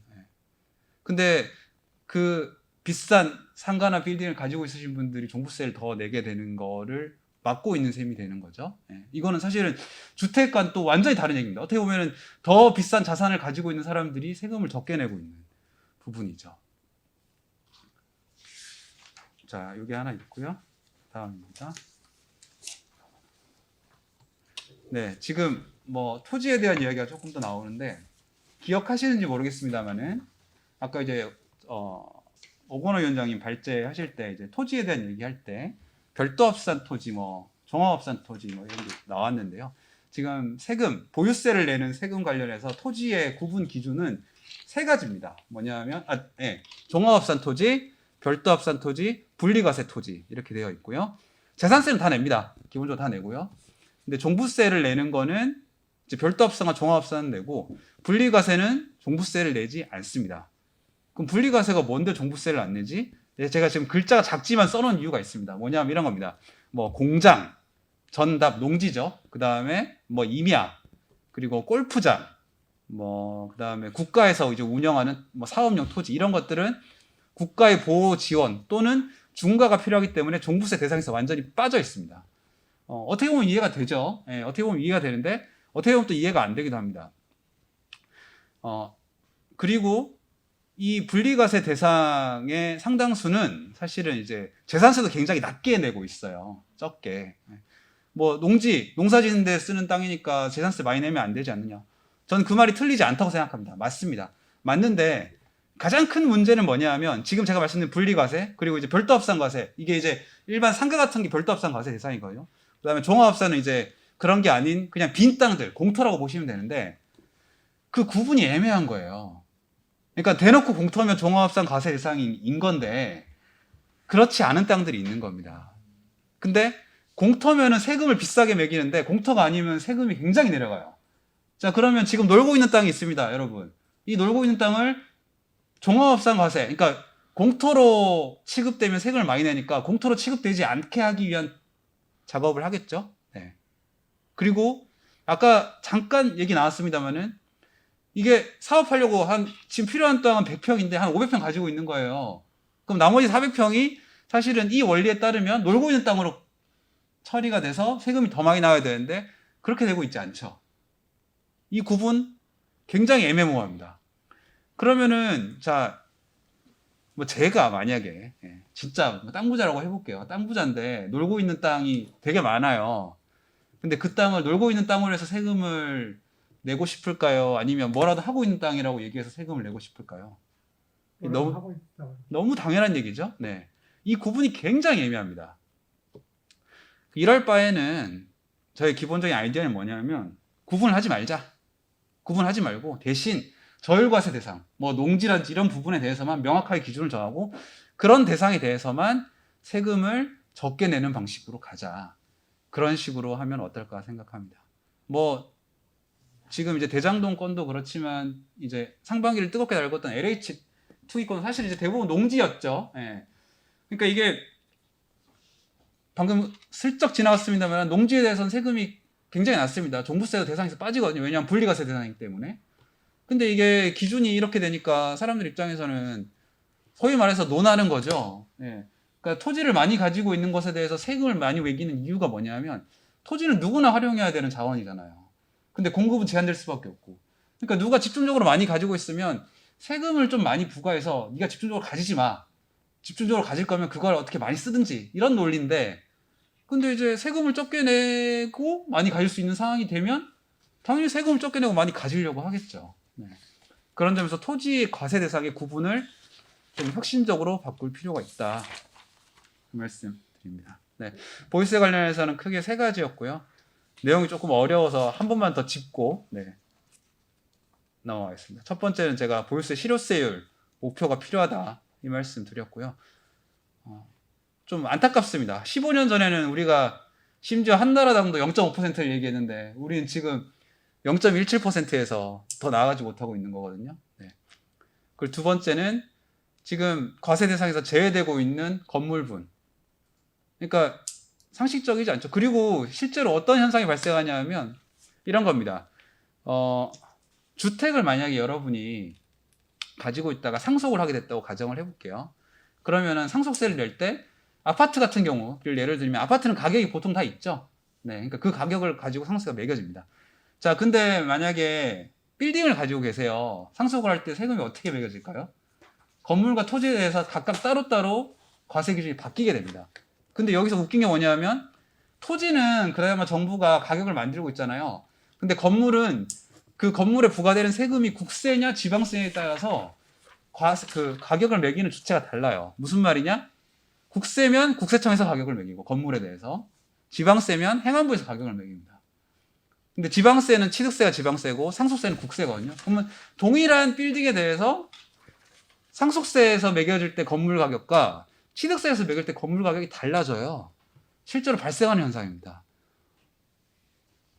이게 이해가 되세요?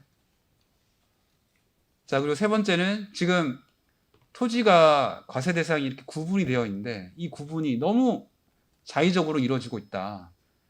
그리고 아까 이제 사실 언급하면서 제가 말씀드리진 않았는데 종부세 1주택자 기준으로 지금 공시가격 11억, 아까 우리 송 대표님이 말씀하셨던 시가 17억 가까이 돼야 이제 낸다는 거잖아요.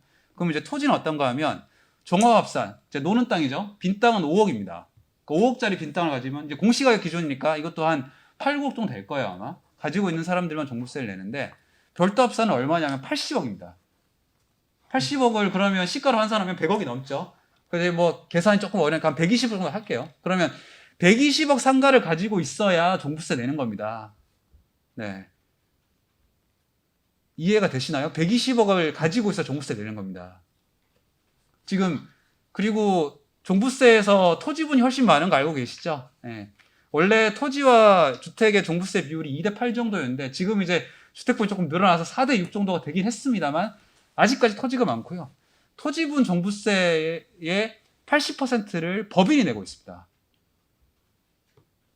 그럼 이제 법인이 토지를 많이 가지고 있다는 얘기인데 그 사람이 아니라 그 법인이겠죠? 그 법인은 얼마를 기준으로? 이런 빌딩 가지고 있는 사람들은 시가 100억을 훨씬 넘어야지만 종부세를 낼 수가 있어요. 아니면 낼 수도 없어요. 네, 이런 상황입니다. 지금 토지에 대해서는. 보유세 관련해서 이 정도 말씀드리고요. 네, 다음 이제 양도소득세 부분입니다. 양도소득세 사실은 저희가 이제 오늘 보유세, 그다음에 임대사업자 세제혜택 이런 부분 중심으로 이제 얘기들을 오갔지만 실제 이제 주택을 가지고 투자와 투기를 고민하시는 수많은 분들은 양도소득세가 더 민감한 문제시죠. 네. 그리고 지금 현 정부 들어서 다주택자에 대한 양도소득세는 강화되어 있는 상황이기도 합니다. 그런데 이제 제가 드리고 싶은 말씀은 1주택자의 양도소득세 부분입니다. 사실은 지금 법적으로 1주택자의 양도소득세는 거래가 9억 이하이면 전액 비과세입니다. 신고할 필요도 없고요. 예를 들면 이런 겁니다. 제가 5천만 원짜리 집을 샀어요. 근데 지금 한 8억 9천에 팔았어요. 그러면 양도차익이 8억 4천이죠. 세금 안 냅니다. 세금 안 내는 정도가 아니고요. 얘기할 필요도 없습니다. 예, 왜냐 비과세이기 때문에. 근데 지금 이제 이거를 이 9억이란 기준을 12억으로 높이는 게 이제 법안이 제출이 돼 있어요. 민주당 부동산 특위에서 아까 언급됐었던 종부세 1가구 1주택 기준 9억에서 11억 원으로 바꾸면서 같이 얘기됐던 거고 지금 법안이 제출되어 있고요. 아마 11월 국회에서 논의가 될 것 같은데, 자 근데 이제 문제는 뭐냐면 이게 신고가 안 되니까 어떻게 하냐면 이게 얼마나 비과세가 되고 있는지 아무도 몰라요. 그리고 서울에 여러분 이제 자가 점유율이라는 통계가 있는데 뭐냐면 이제 자기 집에 얼마나 사느냐죠. 근데 서울의 자가 점유율이 40%대입니다. 무슨 말이냐면 서울에 자기 집을 가지고 사는 사람이 10명 중에 4명이다. 그럼 6명은 뭐냐면 서울에 살지 않는다는 거죠. 그럼 이제 이 1주택자 양도소득세 비과세를 악용해서 어떻게 하냐면 비과세 플러스 전세를 가지고 똘똘한 채를 써먹는 거죠. 구체적으로 말씀드리는 겁니다. 서울에 한 10억짜리 아파트가 있어요. 자기 몸으로. 그러면 거기를 전세를 내줘 갑니다. 전세를 6억쯤 받았다고 쳐요. 그럼 그 6억으로 어디 경기도에 전세를 얻습니다. 그런데 이 사람은 그 10억짜리 주택 예를 들면 15억이 돼서 팔았어요. 근데 비과세입니다.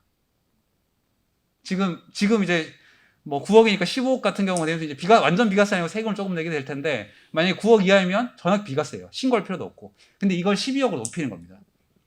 그리고 뭐 이 12억이 높아지면 단순히 12억 이하 비과세가 문제가 아니라 15억, 20억이 되는 사람들 세금이 다 깎이는 효과가 있어요. 네, 기본적으로. 자, 그럼 이걸 지렛대로 해서 흔히 말하는 투자와 투기가 혼용된 것들이 일어날 가능성이 굉장히 높겠죠. 네. 사실 1주택자 같은 경우는 양도소득세를 과하게 물리면 안 된다. 뭐 저는 의견 동의합니다. 왜냐하면 이사 같은 수요가 발생하죠. 왜냐하면 뭐 본인이 어떤 집을 사서 거기에 쭉 사고 싶은 마음도 있겠지만 사람 일이라는 게 알 수 없잖아요. 사실은 뭐 직장을 옮길 수도 있는 거고 뭐 가족의 문제가 발생할 수도 있는 거고 이사할 수 있으니까 일반적인 양도소득세 과세는 좀 과할 수도 있죠. 근데 지금 문제는 뭐냐면 그게 과해서 문제가 되는 게 아니에요. 그런 이제 일반적 양도소득세의 문제가 아니라 이거를 지렛대 삼아서 사람들이 투자와 투기를 반복하고 있는 거죠. 사실은. 사실 관련해서 외국은 이렇습니다. 미국은 50만 달러, 대략 이제 5억 좀 넘는 돈인데 그 정도까지 이제 깎아줍니다. 근데 이제 완전 비과세 개념이 아니고요. 예를 들면 1억에 사서 한 8억에 팔면 7억이 남죠? 그럼 7억 중에 이제 5억을 깎아주고 그 2억에 대해서만 세금을 내게 하는 거예요. 일본 같은 경우는 3천만 원, 3억 정도 됩니다. 그러니까는 양도차익이 8억이 발생하면 3억을 빼고 5억에 대해서 세금을 내게 합니다. 그러면 우리처럼 비과세를 완전히 하는 데는 없느냐? 있어요. 있기는.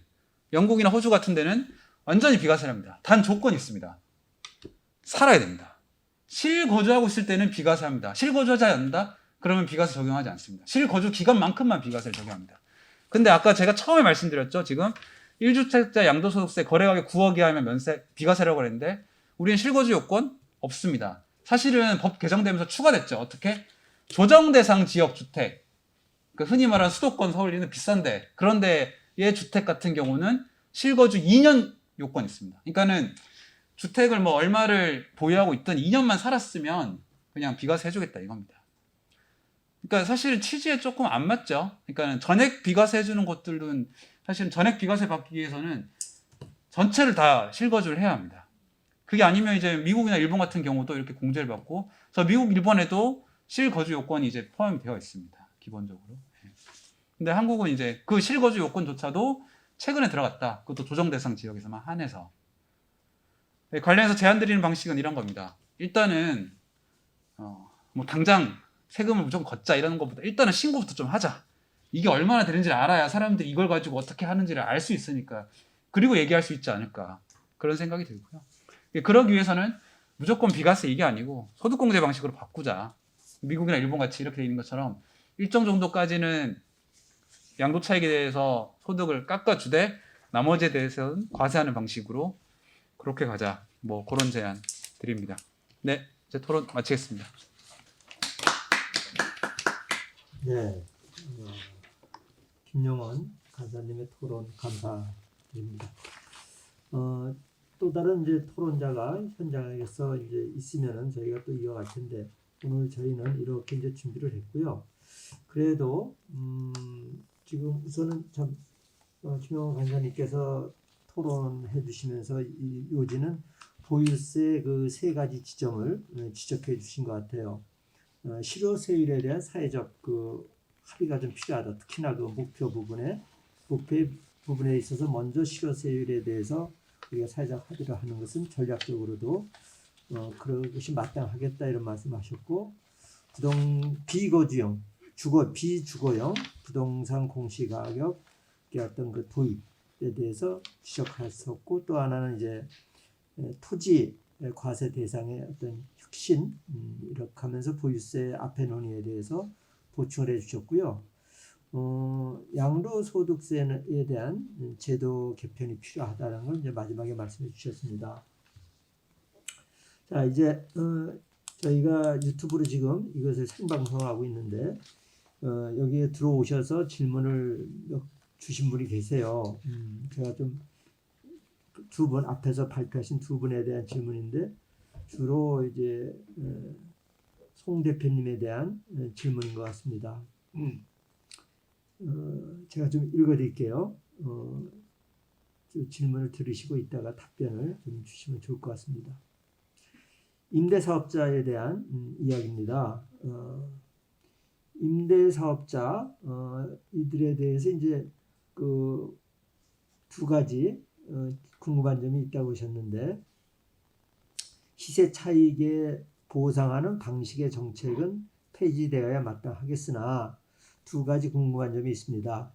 이들이 임대사업자죠. 이들이 매물로 내놓을 물량과 버티면서 세금을 임대료에 전가할 물량을 구분해서 예측할 수 있는지요?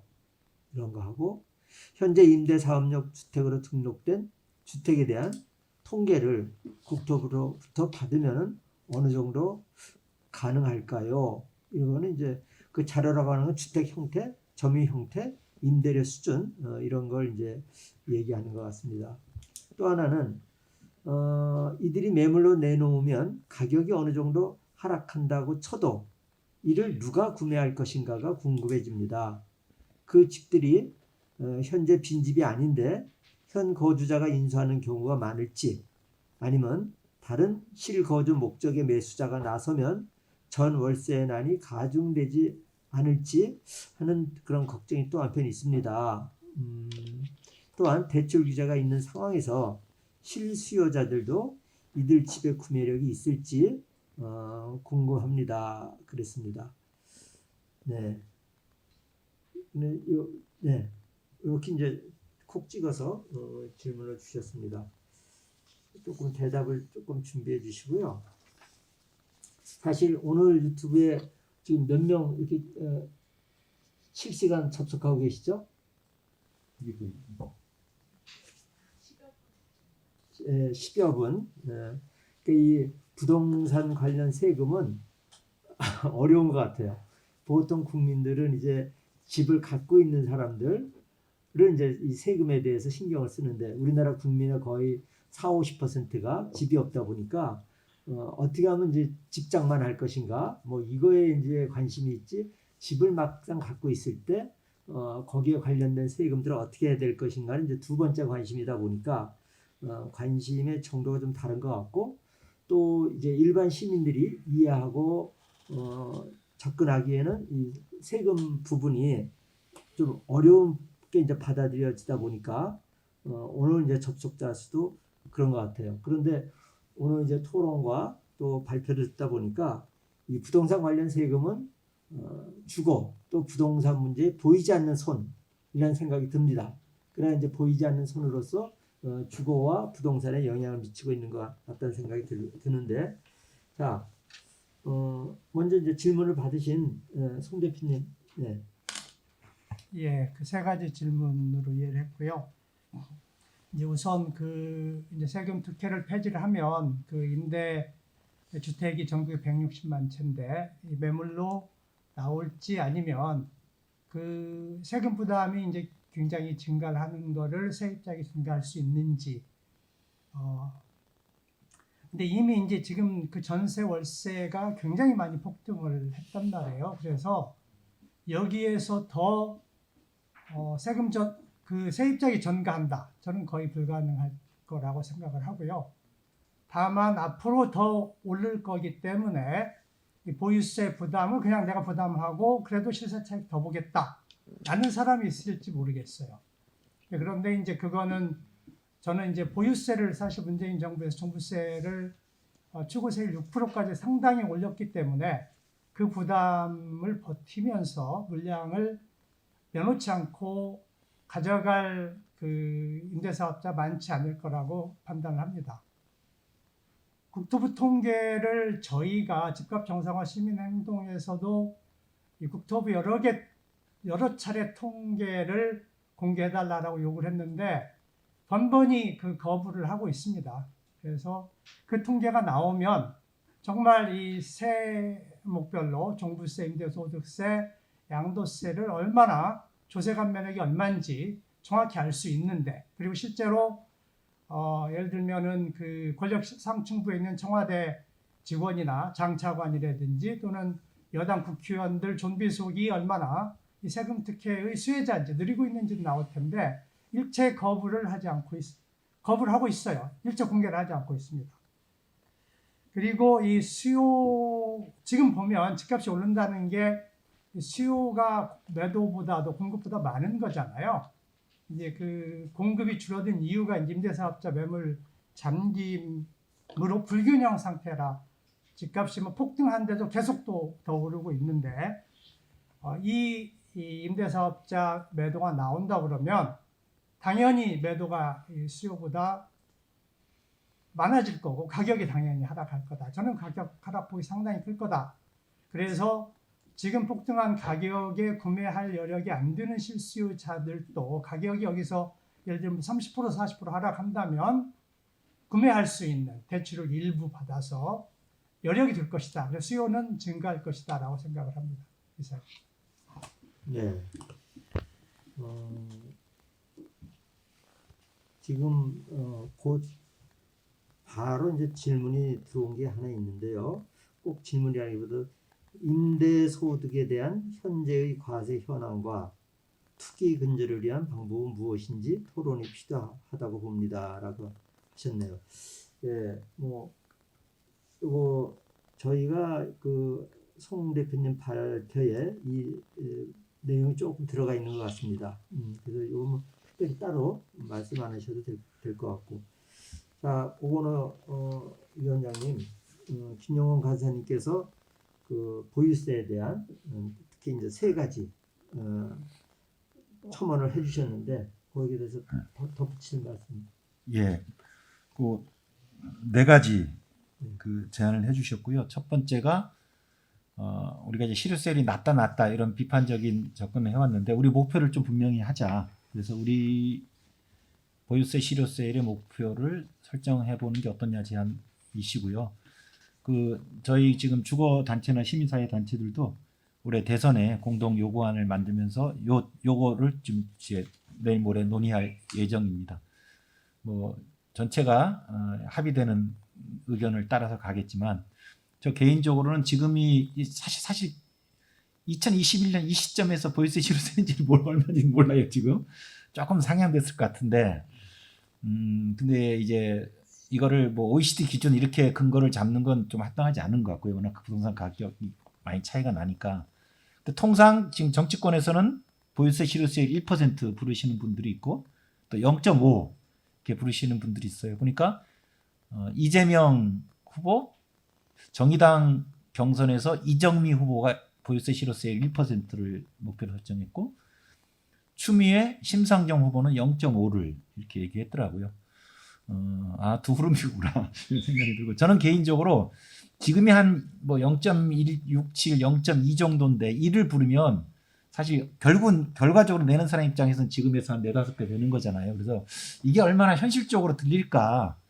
그래서 궁극적으로는 아주 장기적 목표로는 1의 깃발을 세우더라도 차기 5년 임기 중에 어떤 목표 0.5 정도를 설정하면 어떤 생각이 들고 또 고민은 이게 지금 일반 가격에 따라 실효세율이 다 다른 거기 때문에 이 또 평균적인 실효세율을 좀 착시도 줄 수 있을 것 같아요. 그러면 이제 고가의 경우에는 난 이미 0.5 넘었는데 이래 할 수도 있거든요.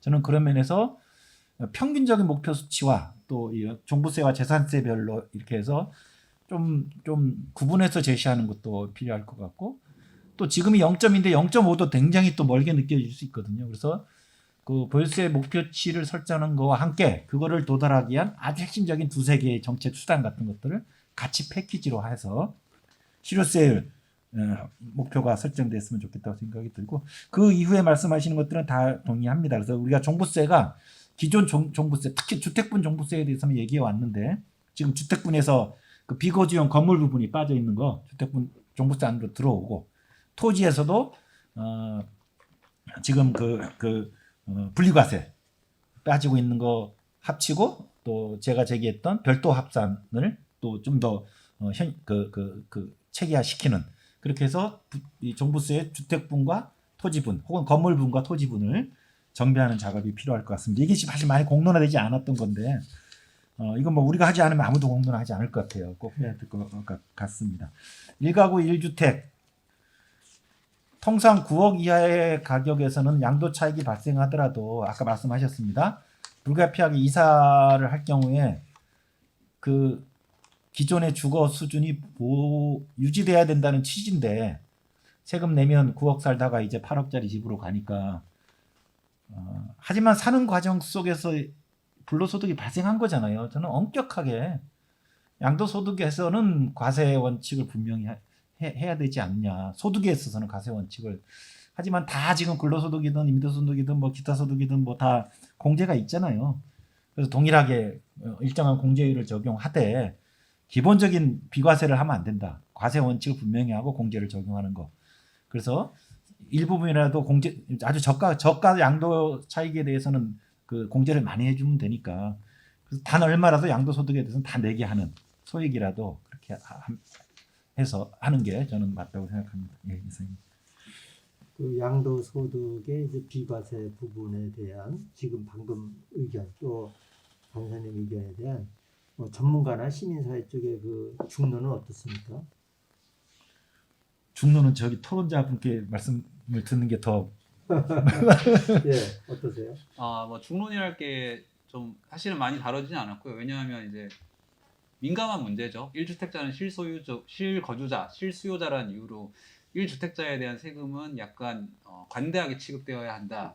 이런 이제 논리가 있고, 사실 이제 어제 저희가 이제 경영이랑 협조해서 기사를 하나 냈습니다. 1주택자 양도세 지금 9억인데 12억으로 바꾸면 얼마나 감세가 되나 이런 걸 냈었는데, 제가 이제 좀 여담입니다만은 이제 모 포털 사이트에 들어가서 이제 봤어요. 그게 이제 매체별 제일 많이 읽은 기사가 있는데 경향에서 그 기사가 1등이더라고요.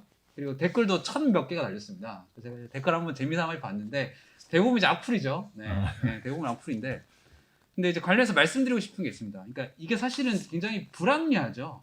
그러니까 지금 방금 오건호 위원장님 말씀하셨습니다만은, 그러니까 세금을 많이 내게 하자는 뜻이 아닌 거예요. 근데 양도소득이 발생했으니 거기에 대해서는 좀 짚고 넘어가자는 개념인 거죠, 사실은. 그러니까 뭐 세금을 막 지금 근로소득 내는 것처럼 내자 이런 취지로 얘기하는 게 아니거든요, 사실은. 근데 이걸 악용하는 사람들이 있으니까 이 악용을 최대한 없애자는 취지거든요. 근데 사실은 또 여담입니다만 2018년 정도에 이것에 대해서 기획재정부가 사실은 이제 용역을 하려고 했습니다. 세제 개편을 하려고. 근데 그걸 기가 막히게 알아챈 이제 경제지 일부에서 이제 기사를 냈죠. 기재부가 1주택자 양도소득세 정비한다는 걸 하려고 한다. 하자마자 이제 바로 기재부가 꼬리를 내렸습니다. 그런 거 한 적 없다. 네. 모두 알고 있죠. 그 사람은 한 적 없다는 말이 없다는 걸. 네.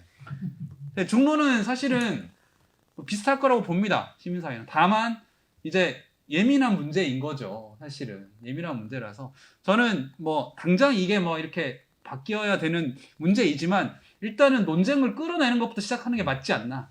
네, 그렇게 생각하고 있습니다. 네, 이 양도소득세뿐만이 아니라 모든 세금이 다 그런 이제 과정을 겪는 것 같습니다. 지금 마지막 말씀하신 것처럼 우리 사회에서 이것을 사회적 논의로 좀 끌어내서 공론회장에서 지속적으로 이야기하면서 국민들이 이 세금에 대한 인식을 바꿔나가는 것이 필요하지 않나 그런 생각을 하는데, 그 미국의 50만 달러, 일본은 그 3천만 엔 그런 것처럼 또 일정한 소득 공제 말씀하셨으니까 세금이라고 하는 것이 소득이 있으면 세금을 매긴다고 하는 그런 원칙이 있기 때문에 어쨌건 지속적인 오늘과 같은 자리가 계속해서 좀 우리 사회에서 이어졌으면 좋겠다 이런 생각이 드는데요. 한 분의 질문이 있습니다. 김봉현 선생님께서 이런 거예요. 지금 보유세 얘기를 계속 그 토론 현장에서 하는데, 아파트 가격이 상승해도 실제 통장에 돈 들어오는 것도 아닌데 미실현 이익 왜 세금을 더 내야 하냐고 성토하는 사람들이 많이 있습니다. 이런 분들에게 어떠한 말로서 설득을 해야 될까? 이런 이제 질문을 하셨는데, 뭐 본인의 생각이기도 하고 우리 사회의 일반적인 그런 여론을 또 질문을 주신 것 같습니다. 어떤 분이 좀 그러니까 물론 이제 현금 소득이 발생하지 않았는데 세금을 내야 되기 때문에 당장의 부담이 되고 또 부담이하다고 여길 수도 있습니다만은 일단 자신의 그 자산 가격이 상승하는 거거든요. 그런 면에서 잠재적으로 자신이 이익을 취한 건 분명합니다.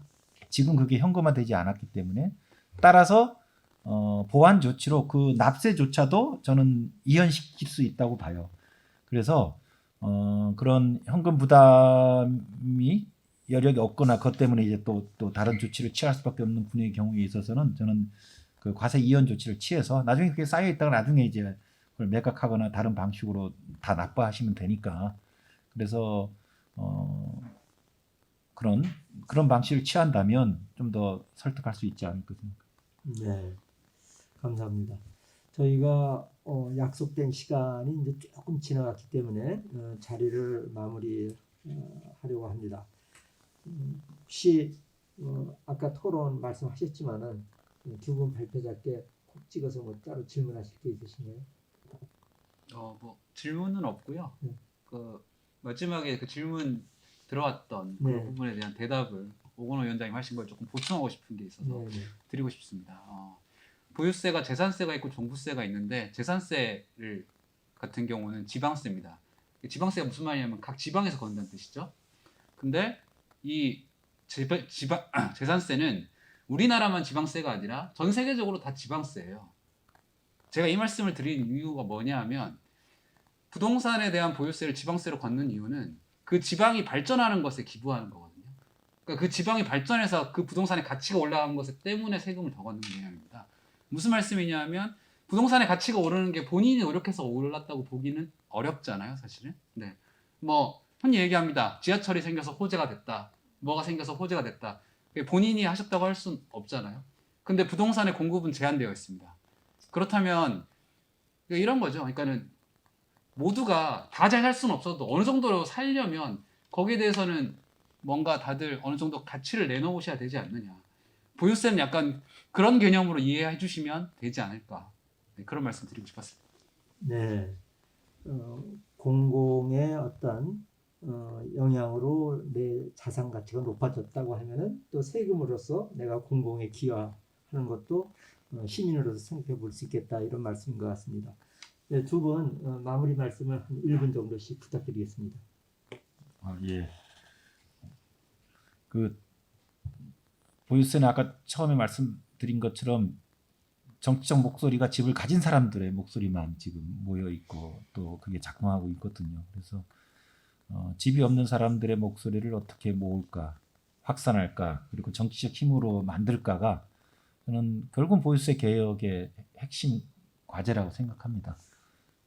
오늘 이 자리도 아마 그런 거에 일할 것 같고요. 예, 과제입니다. 힘을 모으자. 예. 네.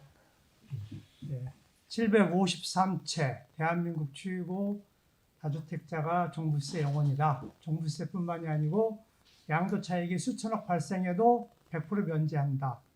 이 촛불 정부인 문재인 정부가 이런 집부자 세금 특혜했다. 정말 통탄스러운 일이고 이로 인해서 집값이 폭등했다는 것이 분명히 밝혀졌는데도 폐지 안 하고 있다. 정말 용납할 수 없습니다.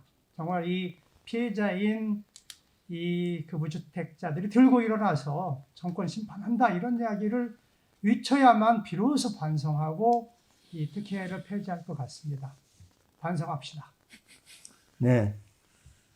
투기 근절과 공정과세를 위한 부동산 세제 개혁, 주거권 보장을 위한 연속 토론의 네 번째 순서 오늘 이렇게 마무리할까 합니다.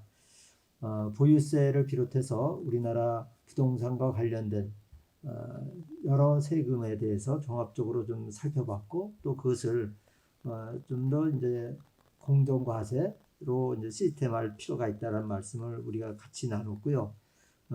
다주택자 특히나 이제 임대사업자들에 대한 이러한 과도한 특혜가 부동산 투기를 불러일으킨 주범이기 때문에 그 문제를 시급히 손봐야 되겠다 이런 말씀을 주셨고 또 토론자로서는 모든 것들이 국민적 합의로 사회적 합의로 이런 것들이 한 발 한 발 진전되기를 바란다는 말씀을 해주셨습니다.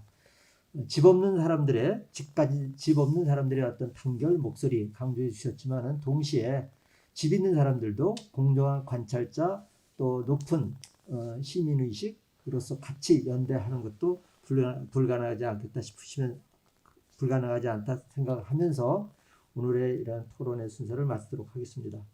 이제 다음 5차, 6차, 7차 토론회에도 많은 관심으로 같이 해주시길 부탁드리면서 이상 마치겠습니다.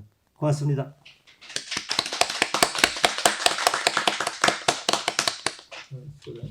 수고하셨습니다.